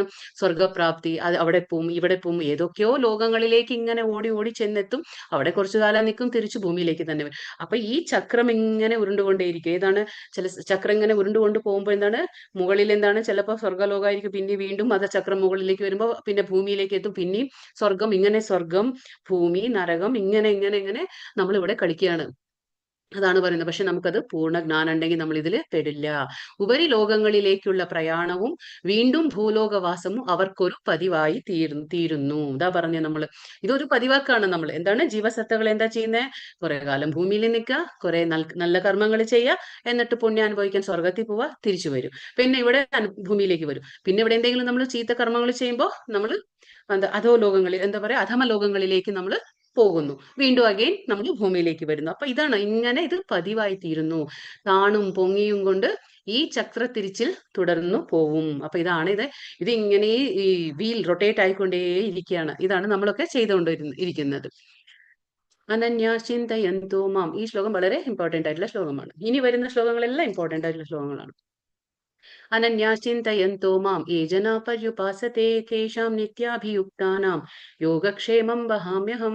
എന്റെ ദിവ്യരൂപത്തെ ധ്യാനിച്ചുകൊണ്ട്, ആരുടെ? ഭഗവാന്റെ ദിവ്യരൂപത്തെ ധ്യാനിച്ചുകൊണ്ട് പൂർണ്ണമായ ഭക്തിയോടെ ആരാണോ എന്നെ എല്ലായ്പ്പോഴും ആരാധിക്കുന്നത്, അവർക്ക് വേണ്ടുന്നതെല്ലാം ഞാൻ നൽകുന്നു, അവർക്കുള്ളതെല്ലാം ഞാൻ നിലനിർത്തുകയും ചെയ്യുന്നു. ഇതാണ് യോഗക്ഷേമം വഹാമ്യഹം എന്നുള്ള വാക്കിന്റെ അർത്ഥം. എന്താണ്? അവർക്കുള്ളതെല്ലാം ഞാൻ എന്താ പറയാ, സംരക്ഷിക്കുന്നു, ഭഗവാൻ നിലനിർത്തുന്നു. നമുക്ക് എന്താണോ ഉള്ളത് അതെല്ലാം ഭഗവാൻ നിലനിർത്തുന്നു, നമുക്കില്ലാത്തതെല്ലാം ഭഗവാൻ നൽകുകയും ചെയ്യുന്നു. ഇത് ആർക്കാണ് ചെയ്യുന്നത്? ഭഗവാൻ. ആരാണോ ഭഗവാന്റെ ദിവ്യരൂപമായ ശ്യാമസുന്ദര രൂപത്തെ ധ്യാനിച്ചുകൊണ്ട് പൂർണ്ണമായ ഭക്തിയോടെ ആരാണോ എന്നെ എല്ലായ്പ്പോഴും ആരാധിക്കും. നമ്മൾ ഇന്നലെ പറഞ്ഞില്ലേ, സതതം കീർത്തയന്തോ മാം യതന്തശ്ച ദൃഢവ്രതാഹ. എപ്പോഴും എന്റെ കീർത്തനങ്ങൾ ആലാപിച്ചുകൊണ്ട്, എന്റെ ആ ദിവ്യലീലകളെ പ്രകീർത്തിച്ചുകൊണ്ടിരിക്കുന്ന ആൾക്കാർ ആ ദൃഢനിശ്ചയത്തോടെ ആ ഭഗവാനിൽ മുന്നിൽ പ്രണമിച്ചുകൊണ്ട്, ധ്യാനിച്ചുകൊണ്ട്, ആ പ്രയത്നിച്ചുകൊണ്ട്, അല്ലെ, എന്ത് തന്നെ ജീവിതത്തിൽ സംഭവിച്ചാലും ആ പ്രയത്നം നിർത്താതെ ഭഗവാനെ തന്നെ ചെയ്യുന്ന ആൾക്കാരുടെ കാര്യമാണ് ഇവിടെ ഭഗവാൻ പറയുന്നത്. അവർക്ക് ഭഗവാൻ എല്ലാം പ്രൊട്ടക്ട് ചെയ്യും എന്നുള്ളതാണ് ഭഗവാൻ ഇവിടെ പറയുന്നത്.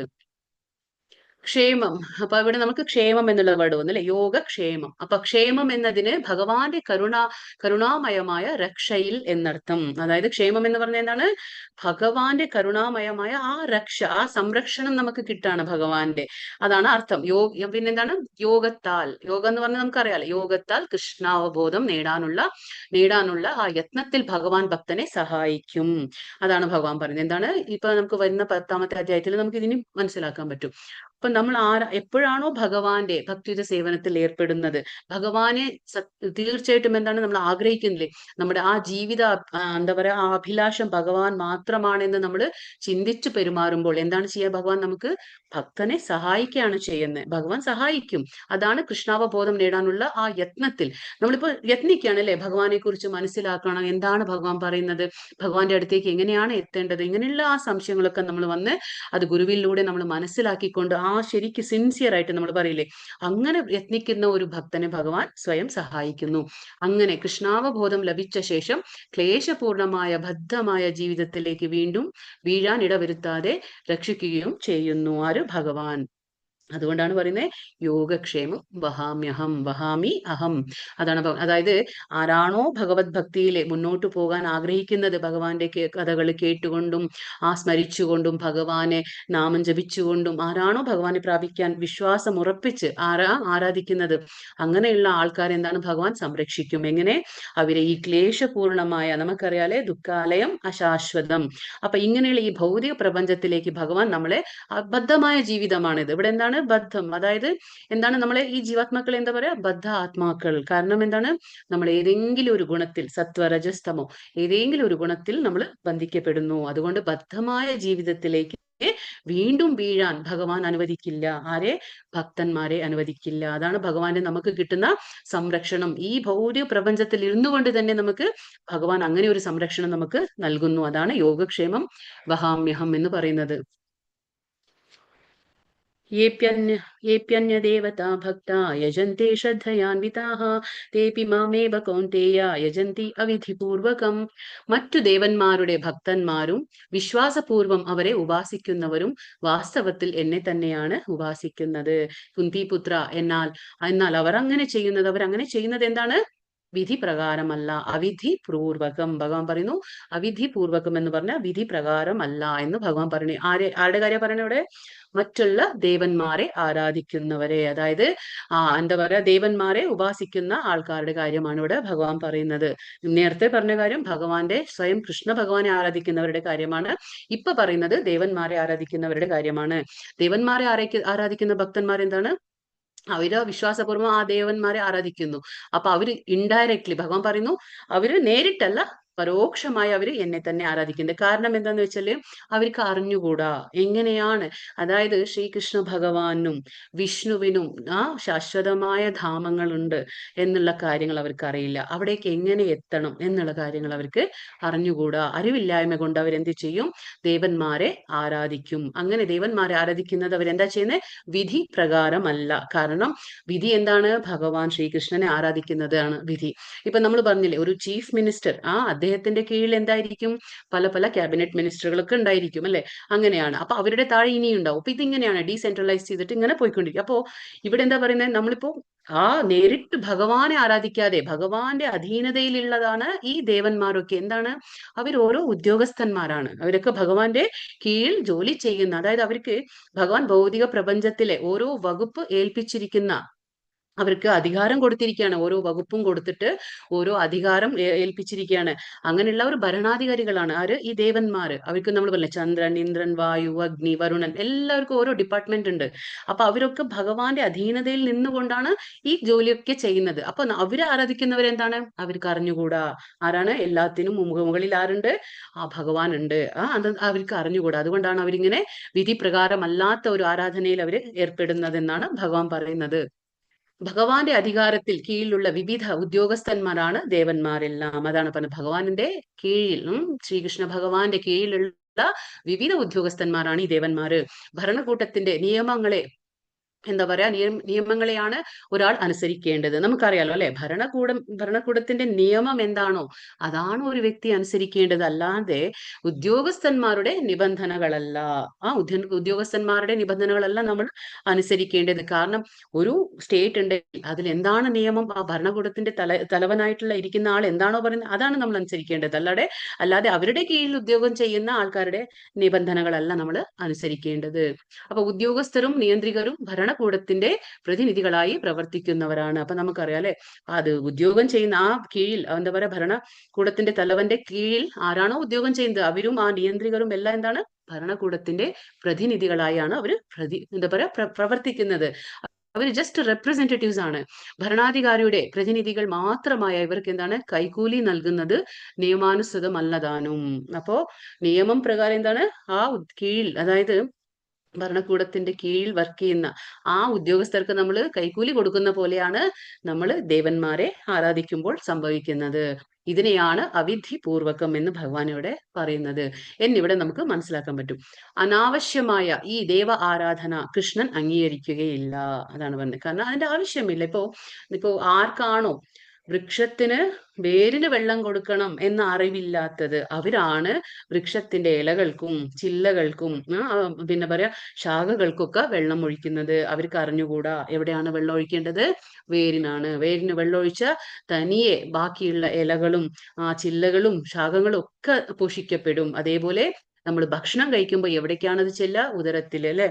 നമ്മുടെ ആ ഉദരത്തിന് വേണ്ടിയാണ് നമ്മൾ ഭക്ഷണം കൊടുക്കുന്നത് എന്നും പറഞ്ഞു മറ്റുള്ള ആ അവയവങ്ങളൊക്കെ സ്ട്രൈക്കിലിരിക്കാൻ പറ്റുമോ? ഇല്ല. കാരണം ഉദരത്തിന് ഭക്ഷണം ചെല്ലുമ്പോഴും അത് എല്ലാ അവയവങ്ങളും പോഷിക്കപ്പെടുന്നു സ്വാഭാവികമായിട്ടും. അതുപോലെ തന്നെ ഞാൻ ഇന്നലെയും പറഞ്ഞില്ലേ, ആ 5 കടങ്ങൾ നമുക്ക് ഇല്ലാതാവും. ഏതാണ്? ഭഗവാനെ ആരാധിക്കുമ്പോൾ, ശ്രീകൃഷ്ണനെ ആരാധിക്കുമ്പോൾ നമ്മൾ ആ കടത്തിൽ നിന്നെല്ലാം വിമുക്തരാകാൻ കഴിയും. അഹം ഹി സർവയജ്ഞാനാം ഭോക്താ ച പ്രഭുരേവ ച ന തു മാം അഭിജാനന്തി തത്വേനാതശ്ച വന്തി തേ. സർവയജ്ഞങ്ങളുടെയും ഭോക്താവും നാഥനും ഞാൻ മാത്രമാണ്.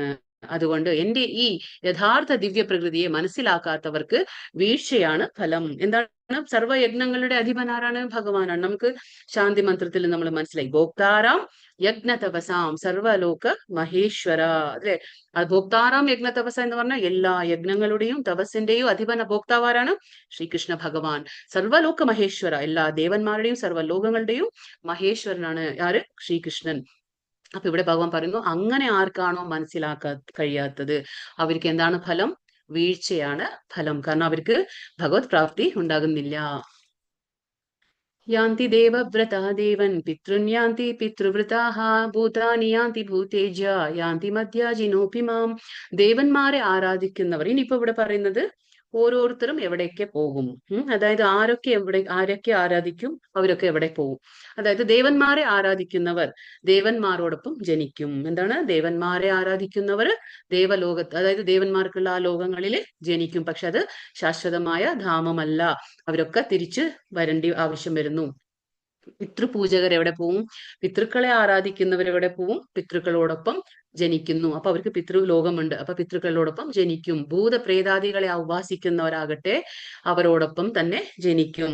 ആരാണോ ഭൂതപ്രേത പിശാചുകളെ ആരാധിക്കുന്നത്, അങ്ങനെയുള്ള ചെയ്യുന്ന ആൾക്കാർ എവിടെ പോവും? അവർ ആ ലോകത്തിൽ ജനിക്കുന്നു. എന്നെ ആരാധിക്കുന്ന ഭക്തന്മാർ എന്നോടൊപ്പം ജീവിക്കും. ഇതിൽ നിന്ന് നമുക്ക് മനസ്സിലാക്കാൻ പറ്റും, ഭഗവാന്റെ ധാമം ശാശ്വതമായ ധാമമാണ്. ഭഗവാനെ ആരാധിക്കുന്നവർ എവിടെ പോകും? നേരിട്ട് ഭഗവാന്റെ ലോകത്ത് എത്തുകയാണ്.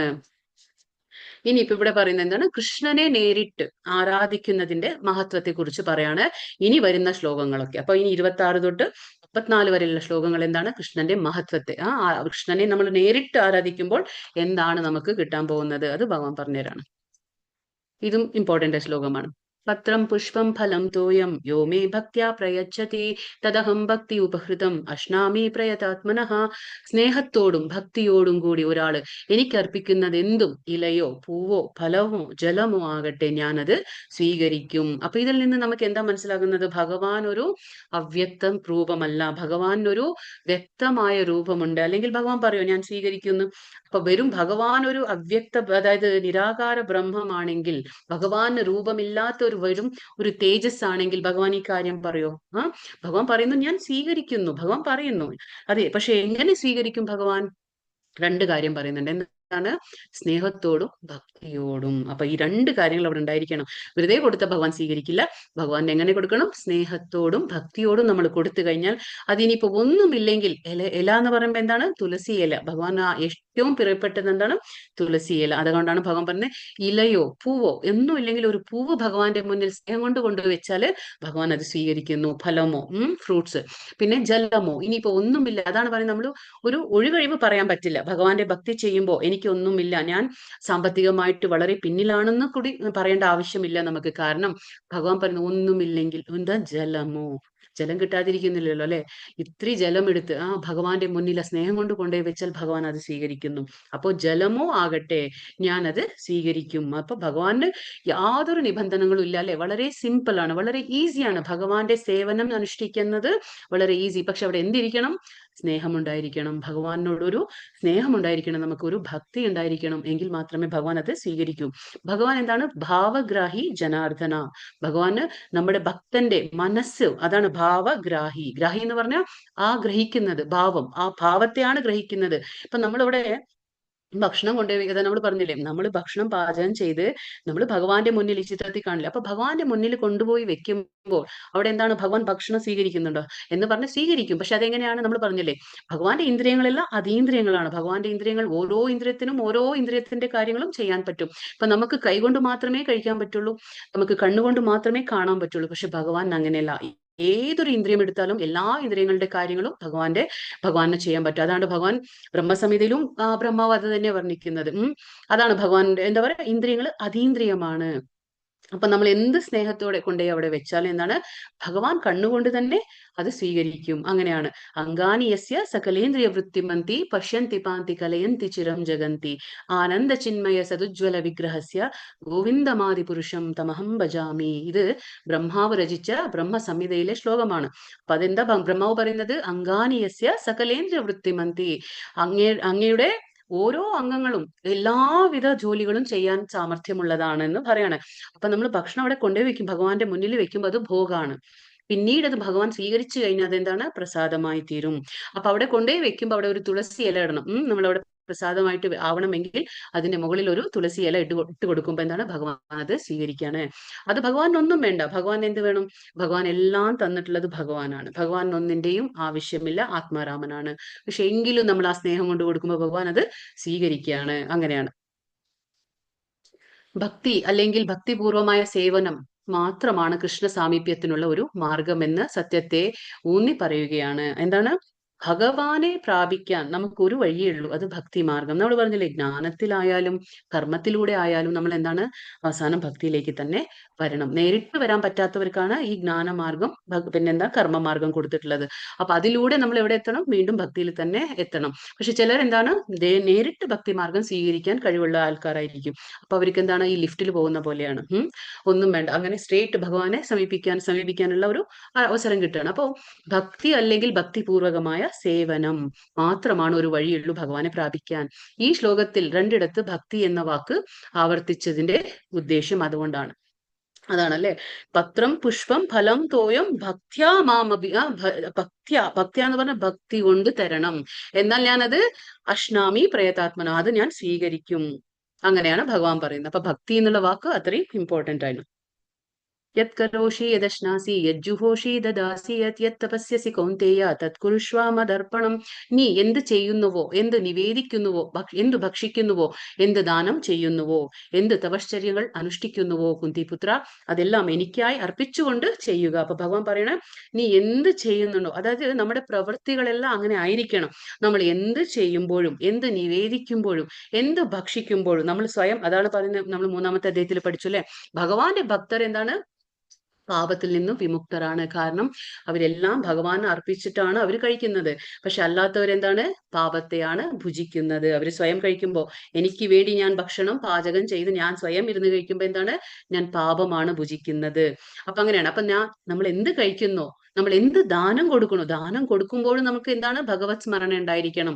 ദാനം കൊടുക്കുമ്പോൾ അല്ലെങ്കിൽ നമ്മൾ കുടുങ്ങിപ്പോവും, അതായത് അതിന്റെ ഫലം നമുക്ക് കിട്ടും. അപ്പൊ ആ ഫലം അനുഭവിക്കാനായിട്ട് നമ്മൾ വീണ്ടും വീണ്ടും വരേണ്ട ആവശ്യം വരുന്നു. അതുകൊണ്ട് ദാനം ചെയ്യുമ്പോഴും ഭഗവത് സ്മരണയിൽ തന്നെ നമ്മൾ ചെയ്യണം. ഏത് തപശ്ചര്യകൾ അനുഷ്ഠിക്കുന്നുവോ, അതായത് ഒരു ഏകാദശി എന്ന് പറയുമ്പോൾ ഉപവാസം എന്ന് പറയും. ഉപവാസം എന്ന് പറഞ്ഞാൽ എന്താണ്? ഉപ എന്ന് പറഞ്ഞാൽ ഭഗവാന്റെ അടുത്ത്, വാസ എന്ന് പറഞ്ഞാൽ വസിക്കുന്നത്. ഇതാണ് ഉപവാസത്തിന്റെ ശരിക്കുള്ള ഒരു മീനിങ്. അപ്പൊ നമ്മൾ എന്ത് വ്രതങ്ങൾ, അതായത് എന്ത് എന്താ പറയുക, ഏകാദശി വ്രതമായിക്കോട്ടെ, എന്ത് വ്രതങ്ങൾ അനുഷ്ഠിക്കുമ്പോഴും അതെന്താണ്? ഭഗവത് സ്മരണയിൽ ഭഗവാന് വേണ്ടിയിട്ട് നമ്മൾ ചെയ്യണം. കുന്തിപുത്ര, അതെല്ലാം എനിക്കായി അർപ്പിച്ചുകൊണ്ട് ചെയ്യുക. അപ്പൊ എന്താണ്? നമുക്കതിന്റെ ഫലം നല്ലതോ ചീത്തയോ അത് നമുക്ക് ബാധിക്കുന്നില്ല. ഏത് സന്ദർഭത്തിലും കൃഷ്ണനെ മറന്നു പോകാത്ത വിധത്തിലായിരിക്കണം ജീവിതത്തെ ചിട്ടപ്പെടുത്തുന്നത്. അതാണ് നമ്മൾ അത് പഠിക്കണം. നമ്മൾ 24 മണിക്കൂർ ഉണ്ടെങ്കിൽ നമ്മൾ അത് എങ്ങനെ ഭഗവത് സേവനയിൽ ഏർപ്പെടുത്തണം, എങ്ങനെയാണ് നമ്മൾ ചെയ്യുന്ന ഓരോ കർമ്മത്തിലും ആ ഭഗവാന്റെ സ്മരണയിൽ നമ്മൾ ആ കർമ്മങ്ങൾ ചെയ്യണം എന്നുള്ള ആ ജീവിതം നമ്മൾ ചിട്ടപ്പെടുത്തണം. ഓരോ മനുഷ്യന്റെയും കടമയാണിത്. അപ്പൊ നമ്മുടെ ഒക്കെ ഓരോരുത്തരുടെയും കടമയാണ് ഇതൊക്കെ. ഇപ്പോ എന്താ പറയാ, പക്ഷി മൃഗാദികളോട് പറയാൻ പറ്റില്ല. അവർക്ക് ഇത്രയും ഗ്രഹിക്കാനുള്ള ഒരു ബുദ്ധിശക്തി ഭഗവാൻ കൊടുത്തിട്ടില്ല. അവർക്ക് 4 കാര്യങ്ങൾ ചെയ്യാനുള്ള ബുദ്ധിശക്തി മാത്രമേ ഭഗവാൻ കൊടുത്തിട്ടുള്ളൂ. എന്താണ്? ആഹാര, നിദ്ര, ഭയ, മൈഥുനം. അതായത് അവർക്ക് ഭക്ഷണം കഴിക്കാനും, അവർക്ക് എന്താണ് ഉറങ്ങാനും, അവർക്ക് പ്രത്യുൽപാദനം ചെയ്യാനും, അവർക്ക് പ്രതിരോധം ചെയ്യാനും ഇത്ര മാത്രം ബുദ്ധിശക്തി ഭഗവാൻ കൊടുത്തിട്ടുള്ളൂ. പക്ഷെ നമുക്ക് എന്താണ്? നമുക്ക് ധർമ്മം എന്താണെന്ന് മനസ്സിലാക്കാൻ കഴിവ് തന്നിട്ടുണ്ട്. അതുകൊണ്ട് നമ്മൾ വേറെയാണ്. അപ്പൊ നമ്മൾ ഇതൊക്കെ ചെയ്തേ മതിയോ, നമ്മുടെ ഓരോരുത്തരുടെയും കടമയാണ്. ശുഭാശുഭ ഫലൈരേവ മോക്ഷസേ കർമ്മ ബന്ധനൈഹി സന്യാസയോഗ യുക്താത്മാ വിമുക്തോ മാമുപൈഷ്യസി. ഇങ്ങനെ ബന്ധങ്ങളിൽ നിന്നും എന്താ പറയാ, തജ്ജന്യങ്ങളായ ഗുണദോഷ ഫലങ്ങളിൽ നിന്നും നിനക്ക് സ്വതന്ത്രനാകാം. അതാണ് ഭഗവാൻ പറയുന്നത്. എന്തുകൊണ്ട് ഇത് പറഞ്ഞു തരുന്നു ഭഗവാൻ? നീ എന്ത് ചെയ്യുന്നുവോ, എന്ത് തപസ് അനുഷ്ഠിക്കുന്നു, എന്ത് കർമ്മം ചെയ്യുന്നു, എല്ലാം എനിക്കായി ചെയ്യുന്ന എന്തുകൊണ്ടാണ് ഭഗവാൻ പറയുന്നത്? അതായത് അല്ലെങ്കിൽ എന്താണ്, നമ്മൾ ചെയ്യുന്ന ഓരോ കർമ്മത്തിലും ഗുണദോഷങ്ങൾ ഉണ്ടാവും. ചിലതിന് നല്ല ഫലങ്ങൾ കിട്ടും, ചിലതിന് ദോഷഫലങ്ങൾ ഉണ്ടായിരിക്കും. അപ്പൊ ഇതിൽ നിന്ന് നമുക്ക് ഫ്രീ ആകാൻ പറ്റും, സ്വതന്ത്രനാകാൻ പറ്റും. ഈ ഗുണദോഷങ്ങളിൽ നിന്ന് സ്വതന്ത്രനാകാതെ നമുക്ക് ഭഗവത് പ്രാപ്തി ഉണ്ടാകുന്നില്ല. നമുക്ക് ഭഗവാന്റെ ധാമത്തിലേക്ക് എത്താൻ പറ്റില്ല. കാരണം നമ്മൾ ഇവിടെ വീണ്ടും ബന്ധിക്കപ്പെടുകയാണ്. അതാണ് നമ്മൾ മനസ്സിലാക്കേണ്ടത്. പരിത്യാഗം എന്ന തത്വം ഉൾക്കൊണ്ട് എന്നിൽ മനസ്സുറപ്പിച്ച് വിമുക്തനായി, പരിത്യാഗം എന്ന തത്വം മനസ്സിലാക്കിക്കൊണ്ട് എന്നിൽ മനസ്സുറപ്പിച്ച് വിമുക്തനായി നിനക്ക് എന്നെ പ്രാപിക്കാം. ഭഗവാനെ എങ്ങനെ പ്രാപിക്കണം? പരിത്യാഗം എന്നുള്ള ആ തത്വം മനസ്സിലാക്കണം. ഇപ്പൊ പരിത്യാഗം എന്താണ് എന്ന് പറഞ്ഞാൽ എന്താണ്? അതായത് ഭഗവത് നിർദ്ദേശം. പരിത്യാഗം എന്ന് പറഞ്ഞാല് ഭഗവത് നിർദ്ദേശം അനുസരിച്ച് കൃഷ്ണാവബോധ പ്രവർത്തനത്തിൽ ഏർപ്പെടുന്ന ആളാണ് യുക്തൻ. അപ്പൊ എന്താണ്? ഭഗവാൻ. അപ്പൊ ഭഗവത്ഗീതയിൽ എന്താണോ ഭഗവാൻ നമ്മളെ കൊണ്ട് ചെയ്യാൻ ആഗ്രഹിക്കുന്നത് അതേപോലെ ഭഗവാന്റെ നിർദ്ദേശം അനുസരിച്ച് കൃഷ്ണാവബോധ പ്രവർത്തനത്തിൽ ഏർപ്പെടുന്ന ആളാണ് യുക്തൻ. യുക്തൻ എന്ന് പറഞ്ഞാൽ യുക്ത ബുദ്ധിയുള്ളവൻ, അല്ലെ? അത് എന്താ പറയാ, നമ്മൾ പറഞ്ഞില്ലേ യുക്ത വൈരാഗ്യം, അതാണ് യുക്ത വൈരാഗ്യം അല്ലെങ്കിൽ ആ ഫൽഗു വൈരാഗ്യം എന്ന് പറഞ്ഞു. അപ്പൊ യുക്തൻ എന്ന് പറഞ്ഞാൽ അവൻ ഒന്നും, അവന്റെ കയ്യിൽ ഇപ്പൊ ഭഗവാൻ എന്ത് തന്നിട്ടുണ്ടോ അവന് സുഖഭോഗങ്ങൾ, അതൊന്നും ത്യാഗം ചെയ്യുന്നില്ല. നേരെ മറിച്ച് അവൻ എന്താ ചെയ്യുന്നത്? ആ ഭഗവാൻ തന്നിട്ടുള്ള ആ കാര്യങ്ങളെല്ലാം ഭഗവാന്റെ സേവനത്തിൽ ഏർപ്പെടുത്തും. അതാണ് യുക്തൻ. അത് നമുക്ക് അംബരീഷ് മഹാരാജ പറയാ, ഒരു രാജാവായിട്ട് പോലും ആ നവവിധ ഭക്തിക്ക് എന്താ പറയാ ഒരു ബെസ്റ്റ് ഉദാഹരണമായിരുന്നു അംബരീഷ് മഹാരാജാവ്. എന്തുകൊണ്ടാണ്? അദ്ദേഹത്തിന് അറിയാം എന്തെല്ലാം, ഒരു രാജാവായിരുന്നിട്ട് പോലും അത്രയും സുഖഭോഗങ്ങൾ ഉണ്ടായിട്ട് പോലും അവരെന്താ ചെയ്യുന്നത്? ആ ഭഗവാന്റെ സ്മരണ എങ്ങനെയാണ് 24 മണിക്കൂർ ഞാനത് എന്റെ ജീവിതം എങ്ങനെ ചിട്ടപ്പെടുത്തണം എന്ന് മനസ്സിലാക്കിയ ഒരു വ്യക്തിയാണ്. അങ്ങനെയുള്ള ആൾ യുക്തനാണ്. രൂപ ഗോസ്വാമി, നമ്മൾ പറഞ്ഞു 6 ഗോസ്വാമിമാരുണ്ട് അല്ലെ? ആ ചൈതന്യ പ്രഭു അവതരിച്ചപ്പോൾ 6 ഗോസ്വാമിമാരുണ്ടായിരുന്നു അവരുടെ ശിഷ്യരായിട്ട്. അപ്പോൾ ആ 6 ഗോസ്വാമിയിലെ ഏറ്റവും ഇമ്പോർട്ടന്റ് ആയിട്ടുള്ള ഗോസ്വാമി ആരാണ്? രൂപ ഗോസ്വാമി. അവരെന്താ പറയണേ? ഈ ഭൗതിക പ്രപഞ്ചത്തിൽ ജീവിക്കുന്ന കാലത്തോളം നമുക്ക് എന്താണ് കർമ്മം ചെയ്യാതിരിക്കാൻ സാധിക്കില്ല. അത് ബ്രഹ്മാവ് തൊട്ട് ഒരു ഉറുമ്പ് വരെ നമുക്ക് ഇവിടെ എന്താണ് കർമ്മം ചെയ്തേ മതിയാവുള്ളൂ. അപ്പോൾ കർമ്മം ചെയ്യാതെ ഇവിടെ വെറുതെ ഇരിക്കാൻ ആരെക്കൊണ്ടും സാധിക്കില്ല. അത് എന്താ പറയാ, നിർത്തിവെക്കാനാവില്ല. കർമ്മമില്ലാതെ ഞാൻ മിണ്ടാതിരിക്കുക എന്ന് പറയുമ്പോഴും നമ്മുടെ ഇന്ദ്രിയങ്ങളും മനസ്സും പ്രവർത്തിച്ചുകൊണ്ടേയിരിക്കും. അതുകൊണ്ട് നമുക്ക് കർമ്മം ചെയ്യാതിരിക്കാൻ പറ്റില്ല. അപ്പൊ കർമ്മഫലം അത്രയും കൃഷ്ണന് അർപ്പിക്കുന്നത് എങ്ങനെയാണ് എന്ന് യുക്ത വൈരാഗ്യം എന്ന് പറയുന്നത്. അപ്പൊ എന്താണ് നമ്മൾ ചെയ്യുന്ന കർമ്മത്തിന്റെ ഫലമൊക്കെ എങ്ങനെയാണ് ഭഗവാന് സമർപ്പിക്കുക എന്നുള്ളതാണ് യുക്ത വൈരാഗ്യം. അതാണ് പറയുന്നത് യുക്ത വൈരാഗ്യം. അതായത് യുക്ത എന്ന് പറഞ്ഞാൽ ശരിയായ രീതിയിലുള്ള വൈരാഗ്യം. വൈരാഗ്യം എന്ന് പറഞ്ഞാൽ ആ ത്യാഗത്തിന്റെ പരിപൂർണത. അപ്പോഴാണ് നമ്മൾ പറഞ്ഞില്ലേ, ആ ത്യാഗം എങ്ങനെ ചെയ്യണം? നമുക്കുള്ള എന്ത് കർമ്മം ചെയ്യുമ്പോഴും ആ കർത്തവ്യബോധമില്ലാതെ, ആ കർമ്മത്തിന്റെ ഫലത്തിൽ ആസക്തി കൂടാതെ, എന്താ പറയാ, കൃഷ്ണൻ പറയുന്നുണ്ട് 2ാമത്തെ അധ്യായത്തിൽ, കർമ്മണ്യേവാധികാരസ്തേ മാ ഫലേഷു കദാചന. നീ കർമ്മം മാത്രം ചെയ്യുക, കർമ്മഫലത്തിൽ ആസക്തി കൂടാതെ. അപ്പൊ നമ്മൾ കർമ്മം ചെയ്ത് ഫലമെല്ലാം ഭഗവാന് സമർപ്പിക്കുക, അതെന്തോ ആവട്ടെ. അങ്ങനെ ചെയ്യുമ്പോഴാണ് അത് യുക്ത വൈരാഗ്യമാകുന്നത്. സമോഹം സർവഭൂതേഷു ന മേ ദ്വേഷോസ്തി ന പ്രിയഃ യേ ഭജന്തി തുമാം ഭക്ത്യാ മയീ തേ തേഷു ചാപ്യഹം. എനിക്ക് ആരോടും അസൂയയില്ല. ഭഗവാൻ പറയണേ, എനിക്ക് സമോഹം സർവഭൂതേഷു, അതായത് ഞാൻ എല്ലാ സർവഭൂതം സർവ്വ ജീവജാലങ്ങളോട് ഞാൻ സമാന മനസ്സുള്ളവനാണ്. എനിക്ക് ആരോടും അസൂയയില്ല, എല്ലാറ്റിനോടും എനിക്ക് സമഭാവനയാണുള്ളത്. പക്ഷേ ഭഗവാൻ പറയുന്നു, പക്ഷേ എന്താണ് ഭഗവാൻ പറയുന്നത്? ഭക്തി പുരസരം ആരാണോ എന്നെ സേവിക്കുന്നത് അയാൾ എന്റെ സുഹൃത്തും ഞാൻ അയാളുടെ സുഹൃത്തും സുഹൃത്തുമാണ്, അവൻ എന്നിൽ അധിവസിക്കുന്നു. അപ്പൊ ഇതൊക്കെ വളരെ രഹസ്യമായിട്ടുള്ള കാര്യമാണ് ഭഗവാൻ പറഞ്ഞു തരുന്നത് നമുക്ക്, അല്ലെ, ഈ അധ്യായത്തിൽ. അതാണ് പറയുന്നത്, ആരാണോ ഭക്തി പുരസരം സേവനങ്ങൾ ഭഗവാൻ അനുഷ്ഠിക്കുന്നത്, അങ്ങനെയുള്ള വ്യക്തി എന്താണ്, ഭഗവാന്റെ സുഹൃത്താണ്. അതേപോലെ ഭഗവാൻ അവർക്കും സുഹൃത്തായി പെരുമാറുന്നു. എന്നിട്ട് എന്താണ്, അങ്ങനെയുള്ള ആ ഭക്തന്മാർ എന്താണ്, ഭഗവാന്റെ ഹൃദയത്തിൽ അധിവസിക്കുന്നു. ഏതു തരം, അതായത് ആരാണോ ഭക്തി പുരസരം ഭഗവാനെ ആരാധിക്കുന്നത്, ഭഗവാന് സേവനം അനുഷ്ഠിക്കുന്നത്, അങ്ങനെയുള്ളവർ ഒരു പ്രത്യേക, ഇത് ഈ ബന്ധത്തെ നമ്മൾ ഭൗതിക ബന്ധമായിട്ട് കണക്കാക്കാൻ പാടില്ല. ഇത് അതീന്ദ്രിയ ബന്ധമാണ്. കാരണം ഭക്തിയുത സേവനം എപ്പോഴും നടക്കുന്നത് അതീന്ദ്രിയ തലത്തിലാണ്. അവിടെ ആരുടെ സംരക്ഷണം ഉണ്ടായിരിക്കും നമുക്ക്, ഭഗവാന്റെ അന്തരംഗ ശക്തിയായ ദൈവീ പ്രകൃതിമാശ്രിതാഹ, ഭഗവാന്റെ ഭക്തർക്ക് എപ്പോഴും ഭഗവാന്റെ അന്തരംഗ ശക്തിയായ രാധാറാണിയുടെ സംരക്ഷണം ഉണ്ടായിരിക്കും. അല്ലെങ്കിൽ നമ്മൾ എന്താണ്, സേവനം ചെയ്തേ മതിയാവൂ. നമുക്ക് ആർക്ക് സേവനം ചെയ്യണമെന്ന് നമ്മൾ ആലോചിക്കണം. അതായത് നമ്മൾ പറഞ്ഞില്ലേ, ഒരു കർമ്മം ചെയ്തേ മതിയാവൂ. ആ കർമ്മം ചെയ്യുമ്പോൾ നമ്മൾ മായാദേവിക്ക് ചെയ്യണോ അതോ കൃഷ്ണന് ചെയ്യണോ എന്ന് നമ്മൾ തീരുമാനിക്കണം. മായാദേവി ആരാണ്, ഭഗവാന്റെ സൂപ്പർവൈസർ ആണ്. അപ്പൊ ആ മായാദേവിക്ക്, അതായത് ദുർഗാശക്തി, അവർക്ക് ചെയ്യണോ നമ്മൾ, കാരണം അവർ 3 ഗുണങ്ങളുണ്ട്. അതിന്റെ അടിമയായിട്ട് നമ്മൾ ജീവിക്കണോ, അല്ല നമ്മൾ ഭഗവാന് വേണ്ടിയിട്ട് നമ്മൾ സേവകൻ എന്ന നിലയിൽ ഭഗവാന്റെ കർമ്മങ്ങൾ അനുഷ്ഠിക്കണോ എന്നുള്ളത് നമ്മൾ തീരുമാനിക്കണം. അപ്പൊ അങ്ങനെ ഭക്തിയുത സേവനം അനുഷ്ഠിക്കുമ്പോൾ നമ്മൾ എന്താണ്, നമ്മളും ആ ഭഗവാനും തമ്മിലുള്ള ആ ബന്ധം ഭൗതിക ബന്ധമല്ലാതെ അതീന്ദ്രിയമായിട്ടുള്ള ഒരു ബന്ധമാണത് നമ്മൾ മനസ്സിലാക്കണം.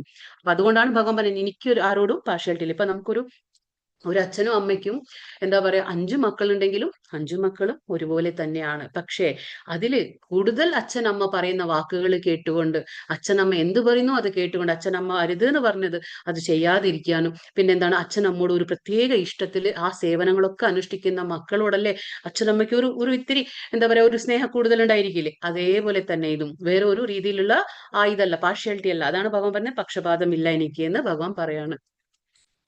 കൃഷ്ണൻ ഏവരിലും ഉള്ളതെങ്കിൽ ആരോടും അദ്ദേഹത്തിന് പ്രത്യേകം എന്താ പറയാ മമത ഇല്ലെങ്കിൽ തന്റെ അതീന്ദ്രിയ സേവനത്തിൽ മുഴുകിക്കൊണ്ടിരിക്കുന്നവരിൽ അദ്ദേഹത്തിന് എന്താ സവിശേഷ താല്പര്യം കൂടുന്നത് പക്ഷപാതമല്ല. അത് നമ്മൾ പാർഷ്യാലിറ്റി എന്ന് പറയാൻ പറ്റില്ല. അതായത് എല്ലാവരും ഒരുപോലെയാണ്, സമഭാവനയാണ്. പക്ഷേ ആരാണോ, ഇപ്പൊ നമ്മൾ പറയില്ലേ, ഇപ്പൊ എല്ലാവർക്കും ഭഗവാൻ 24 മണിക്കൂർ തന്നെ കൊടുത്തിട്ടുള്ളത്. പക്ഷെ അത് നമ്മൾ എങ്ങനെ ഉപയോഗിക്കുന്ന ഓരോ വ്യക്തിത്വമാണ്, വ്യക്തിപരമായിട്ടുള്ള കാര്യങ്ങളാണ്, അല്ലെ. എല്ലാവരും ഇപ്പൊ നമുക്കിത് ഇവിടെ 1 മണിക്കൂർ നമ്മൾ എന്താ ചെയ്യുന്നത്, ഭഗവാന്റെ കാര്യങ്ങൾ കേട്ടുകൊണ്ടിരിക്കുകയാണ്. അപ്പൊ മറ്റുള്ള ആൾക്കാർ എന്ത് ചെയ്യുന്നുണ്ടാവും, പല പല കാര്യങ്ങളിലും അവർ ഇൻവോൾവ് ആയിട്ടുണ്ടാവും, അല്ലെ. അതേപോലെ അപ്പൊ നമ്മൾ കണ്ടെത്താണ് സമയം നമുക്ക് എങ്ങനെ ഭഗവാന് കൊടുക്കണം. അപ്പൊ ഈ സമയമൊന്നും പാഴായി പോകുന്നില്ല. ഇതെല്ലാം ഭക്തിയുത സേവനം തന്നെയാണ്. ഇത് ശ്രവണം കീർത്തനം നടക്കുകയാണ്. അപ്പൊ നമ്മൾ എന്താ ചെയ്യുന്നത്, ഭഗവാന്റെ കാര്യങ്ങൾ കേൾക്കണം. അപ്പൊ ഓരോന്നും ഭഗവാന് ഉള്ളിലിരുന്ന് സാക്ഷ്യം വഹിക്കുകയാണ്, അല്ലെ, ഓരോരുത്തരുടെ കാര്യത്തിനും. അപ്പൊ അങ്ങനെയുള്ളവരോട് ഒരു പ്രത്യേക താല്പര്യം ഭഗവാൻ ഉണ്ടാവുക എന്നുള്ളത് അത് സ്വാഭാവികമാണ്, അത് പക്ഷപാതമല്ല. കാരണം എന്തെല്ലാം ഇവിടെ വെറൈറ്റീസ് ഒക്കെ ഉണ്ടെങ്കിലും, സുഖഭോഗങ്ങൾ ഉണ്ടെങ്കിലും, നമ്മൾ അതെല്ലാം വേണ്ട എന്ന് വെച്ച് ആ 1 മണിക്കൂർ നമ്മൾ ആർക്ക് കൊടുക്കുന്നു, ഭഗവാന് കൊടുക്കുന്നു. അപ്പൊ അത് ഭഗവാൻ ഒരുപാട് എന്താ പറയാ ഇഷ്ടം തോന്നും, അല്ലെ. അതേപോലെ അത് പറയുന്ന ഭഗവാൻ, അങ്ങനെയുള്ള ആൾക്കാരെ എന്റെ ഹൃദയത്തിൽ അധിവസിക്കുന്നു. കാരണം അത് ഭക്തിയുത സേവനം തന്നെയാണ്. ഈ ഭൗതിക ലോകത്തിൽ ഒരാള് എത്ര തന്നെ ഉദാരനും ധർമ്മിഷ്ഠനുമായാലും ശരി, സ്വന്തം മക്കളിൽ കൂടുതൽ താല്പര്യം പ്രദർശിപ്പിക്കാറുണ്ട്. അതേപോലെ ഇപ്പൊ നമ്മളിപ്പോ പറയാം, നമുക്ക് എല്ലാ മക്കളും ഒരുപോലെ തന്നെ, അല്ലെ, അയൽപക്കത്തുള്ള മക്കളും എല്ലാവരുടെ മക്കളും ഒരുപോലെ തന്നെ, എല്ലാവരും മക്കൾ തന്നെ എന്ന് പറഞ്ഞാലും നമുക്ക് നമ്മുടെ മക്കളോട് ഒരു പ്രത്യേക താല്പര്യം ഉണ്ടാവില്ലേ. അതേപോലെ തന്നെ ഇവിടെ ഭഗവാൻ പറയുന്നേ, ഭഗവാനെ ആരാണോ ഓർക്കുന്നത്, ഭഗവാനെ ആരാണോ ചിന്തിക്കുന്നത്, എപ്പോഴും ഭഗവാന്റെ സേവനത്തിൽ ഇൻവോൾവ് ആകുന്നത്, അങ്ങനെയുള്ളവരോട് ഭഗവാന് ഒരു പ്രത്യേകമായിട്ടുള്ള ഒരു ബന്ധമുണ്ടാകും. അത് അതീന്ദ്രിയ ബന്ധമാണ്, ഭൗതിക ബന്ധമല്ല. അത് നമ്മൾ പക്ഷപാതമെന്നും പറയാൻ പറ്റില്ല. അപിചേത്സു ദുരാചാരോ ഭജതേ മാമനന്യഭാഗ് സാധുരേവ സമന്തവ്യ സമ്യക് വ്യവസിതോ ഹി സഹ. ഒരാൾ അത്യന്തം ഹീനമായ ഒരു ദുഷ്കർമ്മം ചെയ്താൽ പോലും ഭക്തിപൂർവം ഭഗവത് സേവനത്തിൽ ഏർപ്പെടുന്ന പക്ഷം അയാളെ സാധു എന്ന് കരുതണം. അപ്പൊ ഭഗവാൻ പറയുന്നത് എത്രത്തോളം ഭഗവാൻ നമുക്ക് കരുണ കാണിക്കുന്നു, അല്ലെ. ചിത്രത്തിൽ ആരാ കാണുന്നത്, നമ്മൾ ചൈതന്യ മഹാപ്രഭു, പിന്നെ ആരാണ്, നിത്യാനന്ദ പ്രഭുവാണ്. ചൈതന്യ പ്രഭു അവതരിച്ചപ്പോൾ നിത്യാനന്ദ പ്രഭു ആരാണ്, ബലരാമനാണ്. ആ അവതാരത്തിലാണ് വന്നത്. അപ്പൊ ഇവർ രണ്ടുപേരും അവിടെ ആരാ കാണുന്നത്, ജഗായ് മതായ്. ഈ 2 സഹോദരങ്ങളാണ്, ജഗായ് മതായ്. ഈ 2 സഹോദരങ്ങളും അതീവമായിട്ടുള്ള എന്താ പറയാ ഹീനമായിട്ടുള്ള കൃത്യങ്ങൾ ചെയ്തുകൊണ്ടിരിക്കുന്ന ആൾക്കാരാണ്. എപ്പോഴും മദ്യപിച്ചുകൊണ്ടും മാംസാഹാരം ഭക്ഷിച്ചുകൊണ്ടും മറ്റുള്ളവരെ ഉപദ്രവിച്ചുകൊണ്ടും ഇങ്ങനെ ജീവിച്ചിരുന്ന ആൾക്കാരാണ് ജഗായ് മതായ്. പക്ഷെ എങ്കിലും എന്താണ്, ഈ ചൈതന്യ മഹാപ്രഭു കരുണ അവതാരമാണ്. അങ്ങനെ ആ കരുണ അവതാരം കൊടുത്ത് ഇവരെ പോലും ഉദ്ധരിക്കുകയാണ്. ആരെ? ഈ ജഗായ് മദായ് എന്നുള്ള ആ രണ്ടുപേരെയും കൂടി ഭഗവാൻ ഉദ്ധരിക്കുകയാണ്. അപ്പൊ അതാ പറയുന്നത്, ഒരാൾ അത്യന്തം ഹീനമായ കാര്യങ്ങൾ ചെയ്തോട്ടെ, ദുഷ്കർമ്മങ്ങൾ ചെയ്തു പോകുന്ന ആളാണെങ്കിൽ പോലും, പക്ഷെ ഏത് നിമിഷമാണോ അദ്ദേഹം ഭക്തിപൂർവം ഭഗവത് സേവനത്തിൽ ഏർപ്പെടുന്നത്, ആ നിമിഷം കൊണ്ട് അയാളെ നമ്മൾ പറയണം, സാധു എന്ന് പറയണം. അതായത് അത്രയും ഒരു ഭഗവാൻ കൺസിഡറേഷൻ കൊടുക്കുകയാണ്, അത്രയും നമുക്ക് എന്താണ് ഭഗവാൻ ഇളവ് തരികയാണ് അല്ലെ. എന്ത് തന്നെ ചെയ്തോട്ടെ, അതാ നമ്മൾ പറയാം, ഏതൊരു വിശുദ്ധനും ഒരു ഭൂതകാലമുണ്ട്, ഏതൊരു പാപിക്കും ഒരു ഭാവിയും ഉണ്ട് എന്ന് നമ്മൾ പറയുന്നത്. അപ്പോ എത്ര നമ്മൾ പാപിയായിരുന്നാലും സാരമില്ല, ദ മൊമെന്റ് നമ്മൾ പറയില്ലേ, ഏത് നിമിഷം നമ്മൾ ഭഗവാനിൽ ശരണം പ്രാപിക്കുന്നു, ആ നിമിഷം നമ്മളെ ഭഗവാൻ സ്വീകരിക്കുകയാണ്. അത്രയും കരുണ ഇനി ആരാ കാണിക്കാൻ പറ്റുക? അതാണ്. ഇപ്പൊ നമ്മുടെ മക്കൾ എത്ര തെറ്റെയ്താലും നമുക്കറിയില്ലേ, എന്തെല്ലാം തെറ്റെയ്താലും മക്കൾ നമ്മുടെ അടുത്ത് ആ പശ്ചാത്താപത്തോടെ നമ്മുടെ അടുത്ത് വന്ന് മാപ്പ് ചോദിക്കുമ്പോൾ നമ്മൾ മാപ്പ് കൊടുക്കില്ലേ? കൊടുക്കും. അതാണ്. അപ്പൊ നമ്മൾ എങ്ങനെയാണോ മക്കൾക്ക് ആ മാപ്പ് കൊടുക്കുന്നത്, അതേപോലെ ഭഗവാന്റെ മക്കളാണ് നമ്മളെല്ലാവരും. നമ്മൾ എത്രയോ അറിവില്ലാണ്ട് തെറ്റുകളൊക്കെ ചെയ്തു പോയാലും ഏത് നിമിഷം മുതൽ നമ്മൾ ഭഗവാനെ മനസ്സിലാക്കിക്കൊണ്ട് ഭഗവാൻ ഭക്തിയിൽ നമ്മൾ ഏർപ്പെടുന്നുണ്ടോ, ആ നിമിഷം കൊണ്ട് ഭഗവാൻ നമ്മളെ സ്വീകരിക്കുകയാണ്. കാരണം തന്റെ ദൃഢവിശ്വാസത്തിൽ അദ്ദേഹം ശരിയായി വർത്തിക്കുന്നു. അതാണ്, ദൃഢവിശ്വാസത്തിൽ നമ്മൾ ശരിയായി വർത്തിക്കുന്നു. അതായത് നമുക്കറിയാം, ഇപ്പൊ ഒരു ദൃഢവിശ്വാസമുണ്ട്, ഭഗവാന്റെ ഭക്തിയുടെ സേവനം അനുഷ്ഠിക്കണം, എനിക്ക് ഈ ഭക്തിയുടെ സേവനത്തിൽ മുന്നോട്ട് പോകണം, എനിക്ക് ഭഗവാന്റെ കാര്യങ്ങൾ കൂടുതൽ കൂടുതൽ മനസ്സിലാക്കി ഭഗവത് പ്രാപ്തിക്കുള്ള ആ വഴി ഞാൻ നോക്കണം എന്നുള്ള ആ ചിന്ത വരുമ്പോൾ നമ്മൾ ആ ദൃഢവിശ്വാസത്തിൽ നമ്മൾ ശരിയായിട്ടാണ് നമ്മൾ വർത്തിക്കുന്നതെന്ന് ഭഗവാൻ പറയാണ്. അതുകൊണ്ട് നമ്മൾ എന്ത് വിചാരിക്കും? ഭഗവാൻ കരുതും സാധു എന്ന് കരുതാണ്.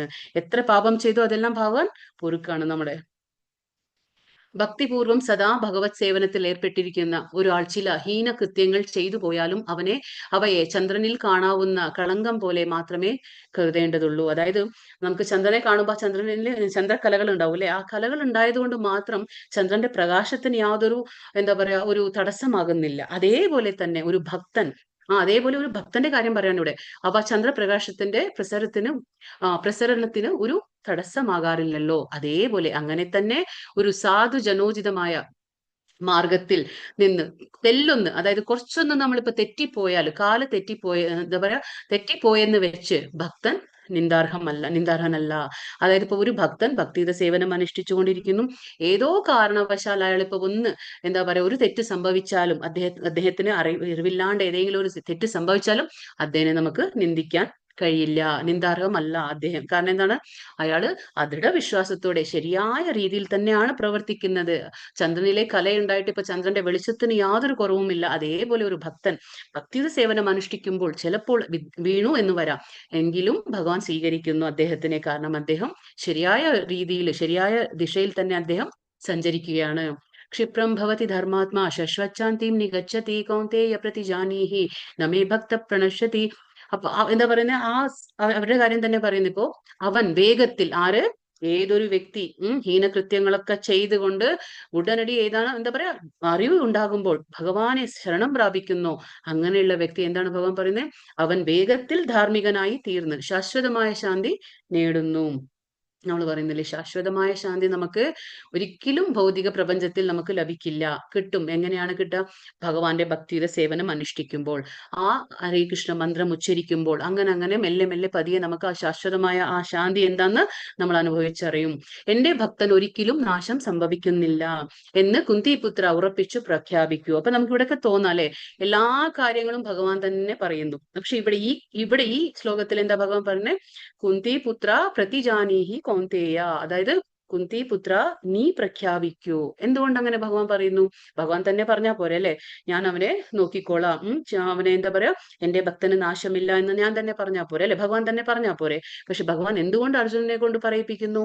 അവിടെ എന്താന്ന് വെച്ചാല്, അർജുനൻ ആരാണ്? ഭഗവാന്റെ പരിശുദ്ധ ഭക്തനാണ്. അപ്പൊ അർജുനൻ പറയുമ്പോൾ അവിടെ ഭഗവാൻ ആ വാക്കിനെ തെറ്റിക്കില്ല. കാരണം ഭഗവാന്റെ ഭക്തന്റെ വാക്ക് ഭഗവാൻ ഒരിക്കലും തെറ്റിക്കില്ല. അതാണ് ഇപ്പൊ ഈ സ്ഥലത്തിൽ എന്താ കാണുന്നത്? നരസിംഹ ഭഗവാൻ അല്ലെ, ഭക്തനാരായിരുന്നു? പ്രഹ്ലാദ മഹാരാജാവ്. അപ്പൊ പ്രഹ്ലാദ് മഹാരാജാവ് 5 വയസ്സിന്റെ കുഞ്ഞാണ്. അത്രയും പരിശുദ്ധ ഭക്തനാണ്. നമ്മുടെ വിഷ്ണു സ്മരണത്തിന് ഉദാഹരണമാരാണ് പ്രഹ്ലാദ് മഹാരാജാവാണ്. അപ്പൊ ഏതു നേരവും വിഷ്ണു സ്മരണ തന്നെ ആയിരുന്നു. അപ്പൊ അങ്ങനെ ഒരു പരിശുദ്ധ ഭക്തന്റെ വാക്ക് ഭഗവാൻ ഒരിക്കലും ലംഘിക്കുകയില്ല. അതായത് ആ കുഞ്ഞ് എന്താ പറഞ്ഞേ, അച്ഛൻ ചോദിച്ചു, അസുരനായ അച്ഛൻ ഹിരണ്യകശിപു എന്ത് ചോദിച്ചു, നിന്റെ കൃഷ്ണൻ അതായത് നീ എന്താ പറയാ, നീ പ്രാർത്ഥിക്കുന്ന വിഷ്ണു, നീ ഇഷ്ടപ്പെടുന്ന വിഷ്ണു ഈ തൂണിലുണ്ടോ എന്ന് ചോദിച്ചു. അപ്പൊ ആ കുഞ്ഞെന്ത് പറഞ്ഞു, ഈ തൂണിലും ഉണ്ട്, എല്ലായിടത്തും ഉണ്ട്, ഈ തൂണിലും ഉണ്ടെന്ന് പറഞ്ഞു. അങ്ങനെ പറഞ്ഞപ്പോൾ ഭഗവാൻ വേറെ രീതിയിൽ അവതരിക്കാമായിരുന്നു. പക്ഷെ ഭഗവാൻ അതല്ല ചെയ്തത്. എന്താ ചെയ്തത്, ഏത് തൂണ് കാണിച്ചിട്ട് കുഞ്ഞ് പറഞ്ഞോ, ഭഗവാന്റെ ഭക്തനായ പ്രഹ്ലാദ മഹാരാജാവ് പറഞ്ഞു ഈ തൂണിൽ ഭഗവാൻ ഉണ്ട് എന്ന്.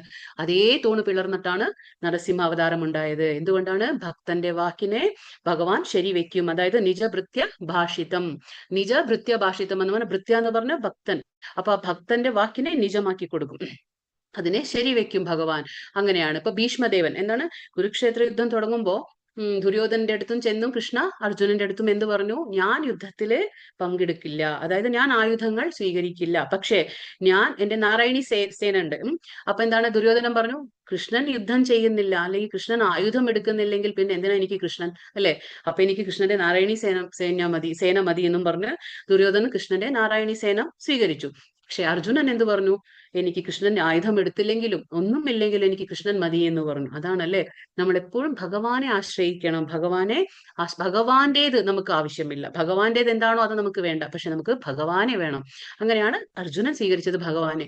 അപ്പോ അവിടെ എന്താ സംഭവിച്ചത്, ആയുധം എടുക്കുന്നില്ല എന്ന് കൃഷ്ണൻ പറഞ്ഞു, ഞാൻ ആയുധം എടുക്കുന്നില്ല, അത് കൃഷ്ണന്റെ വാക്കായിരുന്നു. പക്ഷെ കൃഷ്ണൻ ആ വാക്കിനെ ലംഘിച്ചു. എങ്ങനെയാണ്, അതും ഒരു ഭക്തന് വേണ്ടിയിട്ട് തന്നെയായിരുന്നു. അത് ഭീഷ്മദേവൻ എന്ത് പറഞ്ഞു, കൃഷ്ണനെ കൊണ്ട് ഞാൻ ആയുധം എടുപ്പിക്കും എന്ന് പറഞ്ഞു. അപ്പൊ ഭീഷ്മദേവനും ആരാണ്, കൃഷ്ണന്റെ ഭക്തനാണ്.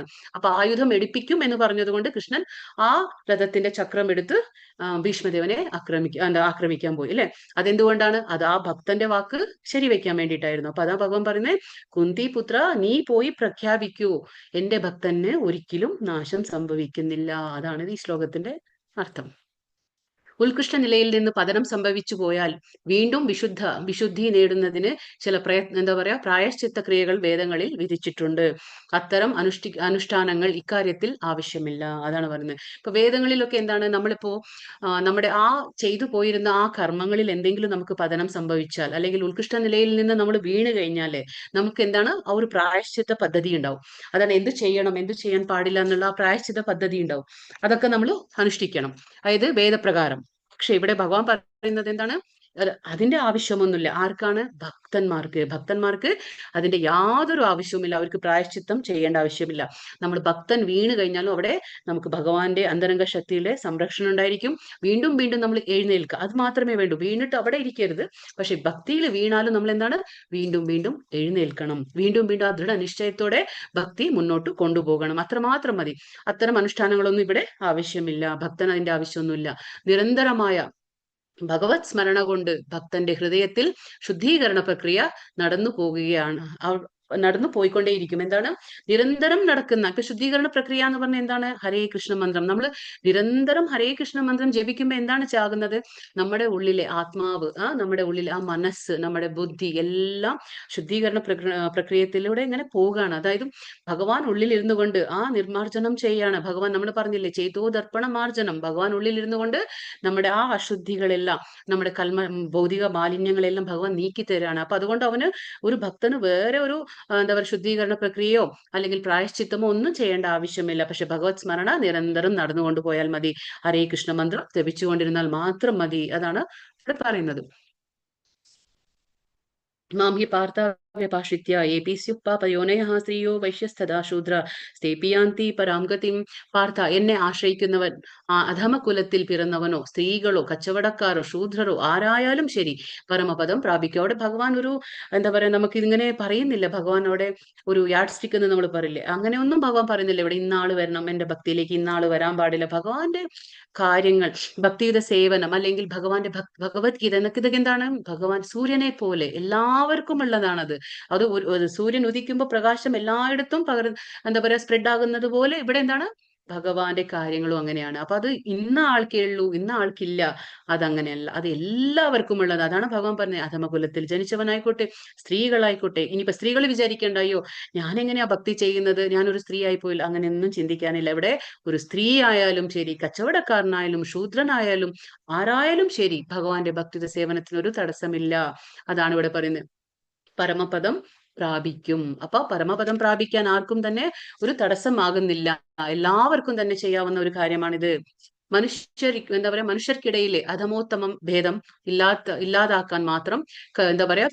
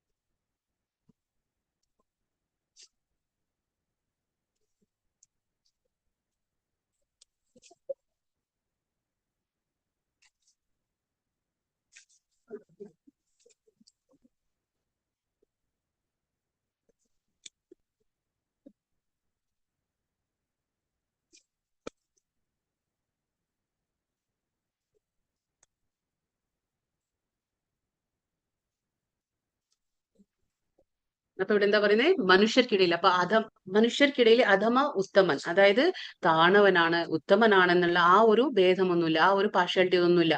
അപ്പോ ഭഗവത് സേവനത്തിന്റെയും ഒരു എന്താ പറയാ ഭക്തനിൽ നിന്നുള്ള മാർഗനിർദ്ദേശത്തിന്റെയും പ്രഭാവം ആർക്കും എന്താ പറയാ ഇത് സ്വീകരിക്കാം. അപ്പൊ നമ്മള് ഈ ഒരു ഭക്തിയുടെ സേവനം ഇന്ന ആൾക്കേ ഉള്ളൂ, അധമകുലത്തിൽ ജനിച്ചവർക്ക് അല്ലെങ്കിൽ ഇല്ല, അല്ലെങ്കിൽ ഉത്തമകുലത്തിൽ ജനിച്ചവർക്ക്, അല്ലെങ്കിൽ ഇന്ന ആൾക്കേ ഉള്ളൂ ഇന്ന ആൾക്കില്ല, അങ്ങനെയൊന്നുമില്ല. നമ്മൾ എന്താണ്, ഒരു പരമഭക്തനിൽ നിന്ന് ഭഗവാന്റെ കാര്യങ്ങളൊക്കെ എപ്പോഴും എങ്ങനെയാണ്, നമ്മൾ ഒരു ശുദ്ധ ഭക്തനിൽ നിന്ന്, ഭഗവാന്റെ ഭക്തനിൽ നിന്ന് ആ അതാണ് ഗുരുവിന്റെ മഹത്വം അല്ലെ. നമുക്ക് ജീവിതത്തിൽ ഒരു ഗുരു ഉണ്ടായിരിക്കണം. അപ്പൊ അവര് നിർദ്ദേശിക്കുന്ന മാർഗനിർദ്ദേശം അനുസരിച്ച് നമ്മൾ എന്താണ്, ഇത് ആർക്കും സ്വീകരിക്കാം. ഏത് ഭഗവാന്റെ ഭക്തിയുടെ സേവനം ആർക്കും ചെയ്യാവുന്നതാണ് എന്ന് ഭഗവാൻ പറയണേ.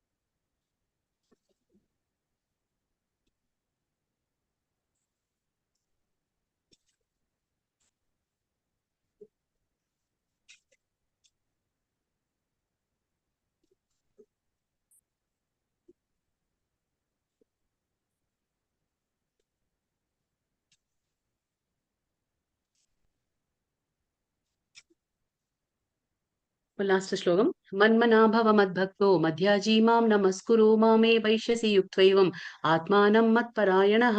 ഇവിടെ ഈ ശ്ലോകം 18ാമത്തെ അധ്യായത്തിലും കൂടി വീണ്ടും റിപ്പീറ്റ് ആവുന്നുണ്ട്. അപ്പോ ആവർത്തിക്കപ്പെടുന്നുണ്ട് ഈ ശ്ലോകം. അത്രയും ഇമ്പോർട്ടന്റ് ആയിട്ടുള്ള ശ്ലോകമാണ് ഇത്. ഇവിടെ ഭഗവാൻ 4 കാര്യങ്ങൾ ആവശ്യപ്പെടുന്നു നമ്മളിൽ നിന്ന്. എന്താണത്? മന്മനാഭവ മദ്ഭക്തോ മധ്യാജി മാം നമസ്കുരു, അതായത് എന്നിൽ മനസ്സ് ഉറപ്പിക്കുക. രണ്ടാമത്തെ കാര്യം ഭക്തനാവുക, എന്നെ ആരാധിക്കുകയും പ്രണമിക്കുകയും ചെയ്യുക. എന്നിൽ തന്നെ പൂർണ്ണമായി മുഴുകിയിരിക്കുന്നത് കൊണ്ട് നീ തീർച്ചയായും എന്നെ പ്രാപിക്കും. അപ്പൊ ഇവിടെ 4 കാര്യങ്ങൾ ഭഗവാൻ പറയുന്നത്. എന്താണ്? വളരെ ഇമ്പോർട്ടന്റ് ആയിട്ടുള്ള ശ്ലോകമാണ്. വീണ്ടും നമുക്ക് ഈ ശ്ലോകം വരും 18ാമത്തെ അധ്യായത്തില്. അപ്പൊ എന്താണ്? മന്മന എന്ന് പറഞ്ഞാൽ എന്നിൽ മനസ്സുറപ്പിക്കുക. മദ്ഭക്ത എന്ന് പറയുമ്പോൾ എന്റെ ഭക്തനാവുക, ഭഗവാന്റെ ഭക്തന. അതുകൊണ്ടാണ് ഭഗവാൻ പറഞ്ഞ ഭഗവാന്റെ ഭക്തനാവുക, അത് ഉറപ്പിച്ചു പറയണം. പിന്നെ എന്നെ ആരാധിക്കുക, മധ്യാജി എന്ന് പറഞ്ഞാൽ ഭഗവാനെ തന്നെ ആരാധിക്കുക. പിന്നെ മാം നമസ്കുരു, മാം എന്ന് പറഞ്ഞാൽ എന്നെ, നമസ്കുരു എന്ന് പറഞ്ഞാൽ പ്രണമിക്കുക. അപ്പൊ എന്നിൽ മനസ്സുറപ്പിക്കുക, എന്റെ ഭക്തനാവുക, എന്നെ ആരാധിക്കുക, എനിക്ക് പ്രണാമം ചെയ്യുക, പ്രണമിക്കുക. ഇതാണ് പറഞ്ഞത്. എന്നിൽ തന്നെ പൂർണ്ണമായി മുഴുകിയിരിക്കുന്നത് കൊണ്ട് നീ തീർച്ചയായും എന്നെ പ്രാപിക്കും. അപ്പൊ ഭഗവാനെ പ്രാപിക്കാനുള്ള ആ വഴി നമുക്ക് ഭഗവാൻ പറഞ്ഞു തരാണ്. എന്താണ്? മന്മന മദ്ഭക്ത മധ്യാജി നമസ്കുരു. അപ്പൊ ഇത് ഏതും ചെയ്യാൻ പറ്റില്ലെങ്കിലും നമുക്ക് നമസ്കരിക്കാമല്ലോ അല്ലെ. ഭഗവാനെ നമുക്ക് സമയം കിട്ടുമ്പോ ഒക്കെ എന്താണ്? ഭഗവാന് പ്രണാമം അർപ്പിക്കുക, ഭഗവാനെ പ്രണമിച്ചുകൊണ്ടേ ഇരിക്കാം നമുക്ക്. അതും കൂടി ഒരു ഭക്തിയുത സേവനമാണ്. നമ്മൾ നവവിധത്തിൽ പറഞ്ഞില്ലേ, എന്താ പറയാ, ശ്രവണം, കീർത്തനം, വിഷ്ണു സ്മരണം, പാദസേവനം, അർച്ചനം, വന്ദനം, വന്ദനമാണത്. എന്താണ്? ഭഗവാനെ നമസ്കരിക്കുക, അതൊരു വന്ദനം, അതും ഒരുവിധ ഭക്തിയുടെ സേവനം തന്നെയാണ്. അപ്പൊ ആസുര സ്വഭാവികളായ ചിലരുണ്ട്. അവരും കൃഷ്ണനെ പറ്റി ചിന്തിക്കുന്നു. കൃഷ്ണന്റെ മാതുലനായ കംസൻ ചെയ്തിരിക്കുന്നത് പോലെ ഈർഷ്യയോടെ. അപ്പോ ഇവിടെ നമുക്ക് ഭഗവാനെ എന്താ പറഞ്ഞ, ഭഗവാൻ എപ്പോഴും എന്നെ തന്നെ സ്മരിച്ചുകൊണ്ട്, അല്ലെ, ഭഗവാനെ തന്നെ സ്മരിച്ചുകൊണ്ട്. അപ്പൊ കൃഷ്ണന്റെ അമ്മാവനായിരുന്നു കംസൻ, അല്ലെ. അപ്പൊ കംസൻ എന്ത് ചെയ്തു? എപ്പോഴും കൃഷ്ണനെ തന്നെ സ്മരിച്ചുകൊണ്ടിരുന്നു. പക്ഷെ അങ്ങനെയുള്ള സ്മരണ അല്ല ഭഗവാൻ പറയുന്നത്. കംസൻ എങ്ങനെയാ സ്മരിച്ചിരുന്നത്? കംസനും എപ്പോഴും കൃഷ്ണ കൃഷ്ണൻ തന്നെയാണ് പറഞ്ഞുകൊണ്ടിരുന്നത്. പക്ഷെ അത് വേറെ രീതിയിൽ. എങ്ങനെയാണ്? കംസൻ ആ പേടി ഉണ്ടായിരുന്നു, അല്ലെ, കാരണം ഒരു അശരീരി കേട്ടില്ലേ, ദേവകീനെ കല്യാണം കഴിപ്പിച്ച് കൊണ്ടുപോകുമ്പോ എന്താണ്, ആ അശരീരി കേട്ടു. ആ അശരീരി കേട്ടപ്പോ എന്താണ്, ദേവകിയെ തന്നെ വധിക്കാൻ പോയി. അപ്പൊ സ്വന്തം അനിയത്തിയാന്ന് പോലും നോക്കിയില്ല കംസൻ. അപ്പൊ അങ്ങനെയാണ്. അപ്പോ ആ ഒരു പേടി എന്നും ഉണ്ടായിരുന്നു. അതായത് ദേവകിയുടെ 8ാമത്തെ പുത്രൻ എന്നെ വധിക്കും എന്നുള്ള ആ പേടി കംസൻ ഉള്ളത് കൊണ്ട് എപ്പോഴും കൃഷ്ണ കൃഷ്ണ എന്നുള്ള ആ ചിന്തയായിരുന്നു. അപ്പൊ അത് ഈർഷ്യയോടെ, എന്താണ്, അസൂയയോടെ ആയിരുന്നു. അങ്ങനെയല്ല നമ്മൾ കൃഷ്ണനെ ചിന്തിക്കേണ്ടേ. അപ്പൊ നമുക്ക് ആ യോഗ്യതയിൽ കൃഷ്ണൻ പറയുന്നുണ്ട്, അല്ലെ, അസൂയ രഹിതനായിരിക്കണം നമ്മൾ, അസൂയ ഉണ്ടാകാൻ പാടില്ല. അപ്പൊ കംസൻ വൈരി എന്ന നിലയിലാണെങ്കിലും കൃഷ്ണനെ സദാ ഓർമ്മിച്ചു പോന്നു. എന്താണ്, ശത്രു എന്ന നിലയിലാണ് കൃഷ്ണനെ എപ്പോഴും ഓർമ്മിച്ചുകൊണ്ടേയിരുന്നു എന്താ പറയാ, കംസൻ. എപ്പോഴാണോ കൃഷ്ണൻ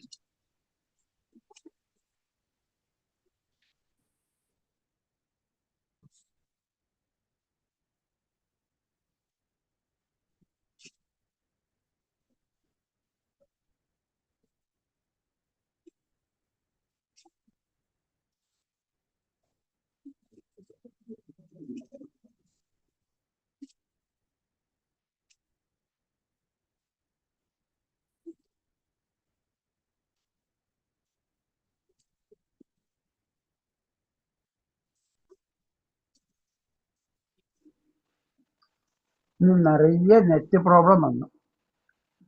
ഇടയിൽ മാതാജിയുടെ ഒന്നും കേൾക്കാണ്ടേ. ഹരേ കൃഷ്ണ, ഹരേ കൃഷ്ണ. അതെ, ഇന്ന് ക്ഷമിക്കണം, ഇന്ന് കുറച്ച് ഇങ്ങനെ ബുദ്ധിമുട്ടായി. ഓക്കെ. കംസൻ വൈരി എന്ന നിലയിലാണെങ്കിലും കൃഷ്ണനെ സദാ ഓർമ്മിച്ചു പോന്നു, അല്ലെ. കംസൻ എങ്ങനെയാണ്? വൈരി ആണെങ്കിലും കൂടി കൃഷ്ണനെ ഇങ്ങനെ ഓർമ്മിച്ചു പോന്നു. എപ്പോഴാണോ കൃഷ്ണൻ തന്നെ കൊല്ലാൻ വരുന്നതെന്ന് ഭയക്രാന്തനായിരുന്നു. അപ്പൊ എപ്പോഴും ഭയാക്രാന്തനായിരുന്നു. എപ്പോഴും ഒരു ഭയം ഉണ്ടായിരുന്നു, പേടി. അതായത് എപ്പോഴാണ് എന്നെ കൃഷ്ണൻ കൊല്ല. കാരണം അത് ആ ശരീരം കേട്ടില്ലേ, കൃഷ്ണനിൽ നിന്നാണ് എന്റെ മരണം സംഭവിക്കുക എന്നുള്ളത് മനസ്സിലായിരുന്നു ആ രാജാവ്. അങ്ങനെയുള്ള ആ സ്മരണ നമ്മെ സഹായിക്കില്ല. അതാണ് പറയുന്നത്. കൃഷ്ണനെ ഏത് രീതിയിൽ അത് പറയും, ആ കൃഷ്ണനെ ഫേവറബിൾ, അതായത് കൃഷ്ണനെ നമ്മൾ അനുകൂലിക്കുന്ന, കൃഷ്ണഭക്തിയെ അനുകൂലിക്കുന്ന രീതിയിലായിരിക്കണം നമുക്ക് കൃഷ്ണസ്മരണം. കൃഷ്ണനോടുള്ള അസൂയാഭാവമോ അല്ലെങ്കിൽ ആ പേടിയോ, അതൊന്നുമല്ല. പേടി ആവശ്യമില്ല, അല്ലെ. ഭഗവാനെ സമീപിക്കാൻ, ഭഗവാൻ നമ്മുടെ സുഹൃത്താണെങ്കിൽ നമ്മൾ സുഹൃത്തിനെ സമീപിക്കാൻ നമുക്ക് എന്തിനാ പേടിയല്ലേ. അപ്പൊ അങ്ങനെയുള്ള സ്മരണ നമ്മെ സഹായിക്കില്ല. പ്രേമഭക്തി പുരസരമാവണം കൃഷ്ണനെ സ്മരിക്കുന്നത്. അതാണ് ഭക്തി. അപ്പൊ എങ്ങനെയാണ്? ഇപ്പൊ യശോദമ്മയ്ക്ക് എന്തെങ്കിലും പേടി ഉണ്ടായിരുന്നു കൃഷ്ണനെ, അല്ലെ. കൃഷ്ണൻ ആരാണ്?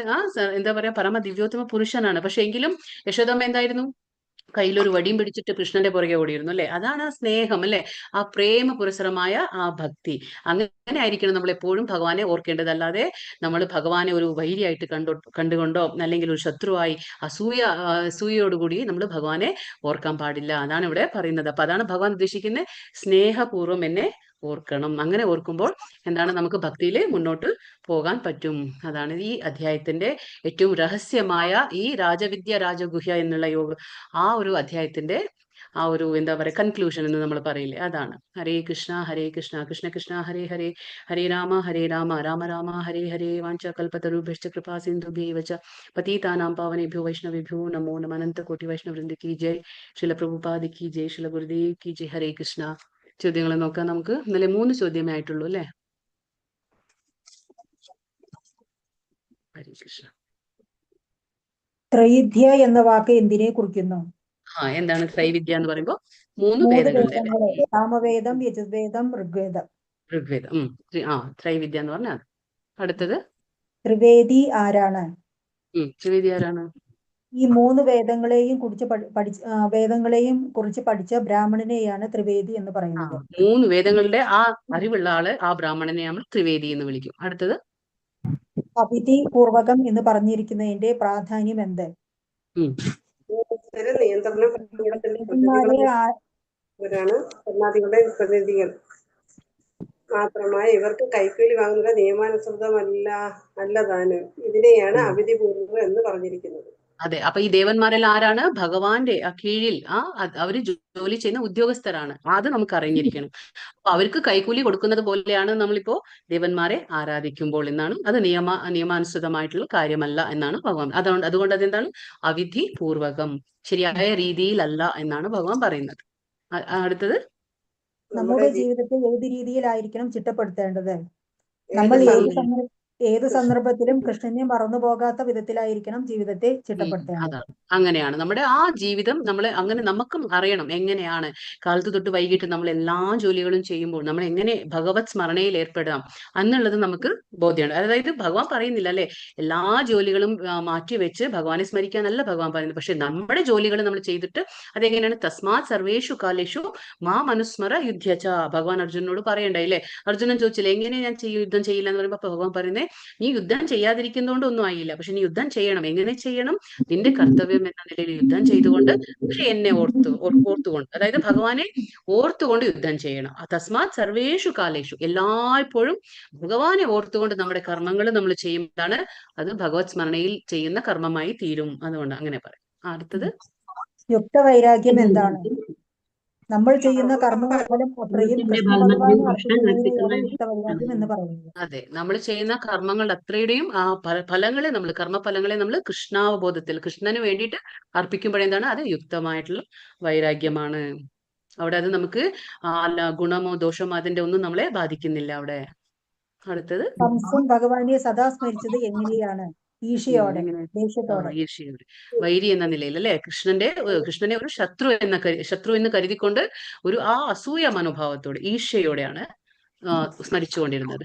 അടുത്തത് കഴിഞ്ഞോ? ഓക്കെ, ഹരേ കൃഷ്ണ. മാതാജി, ഇന്നലെ മൂന്നാമത്തെ ചോദ്യം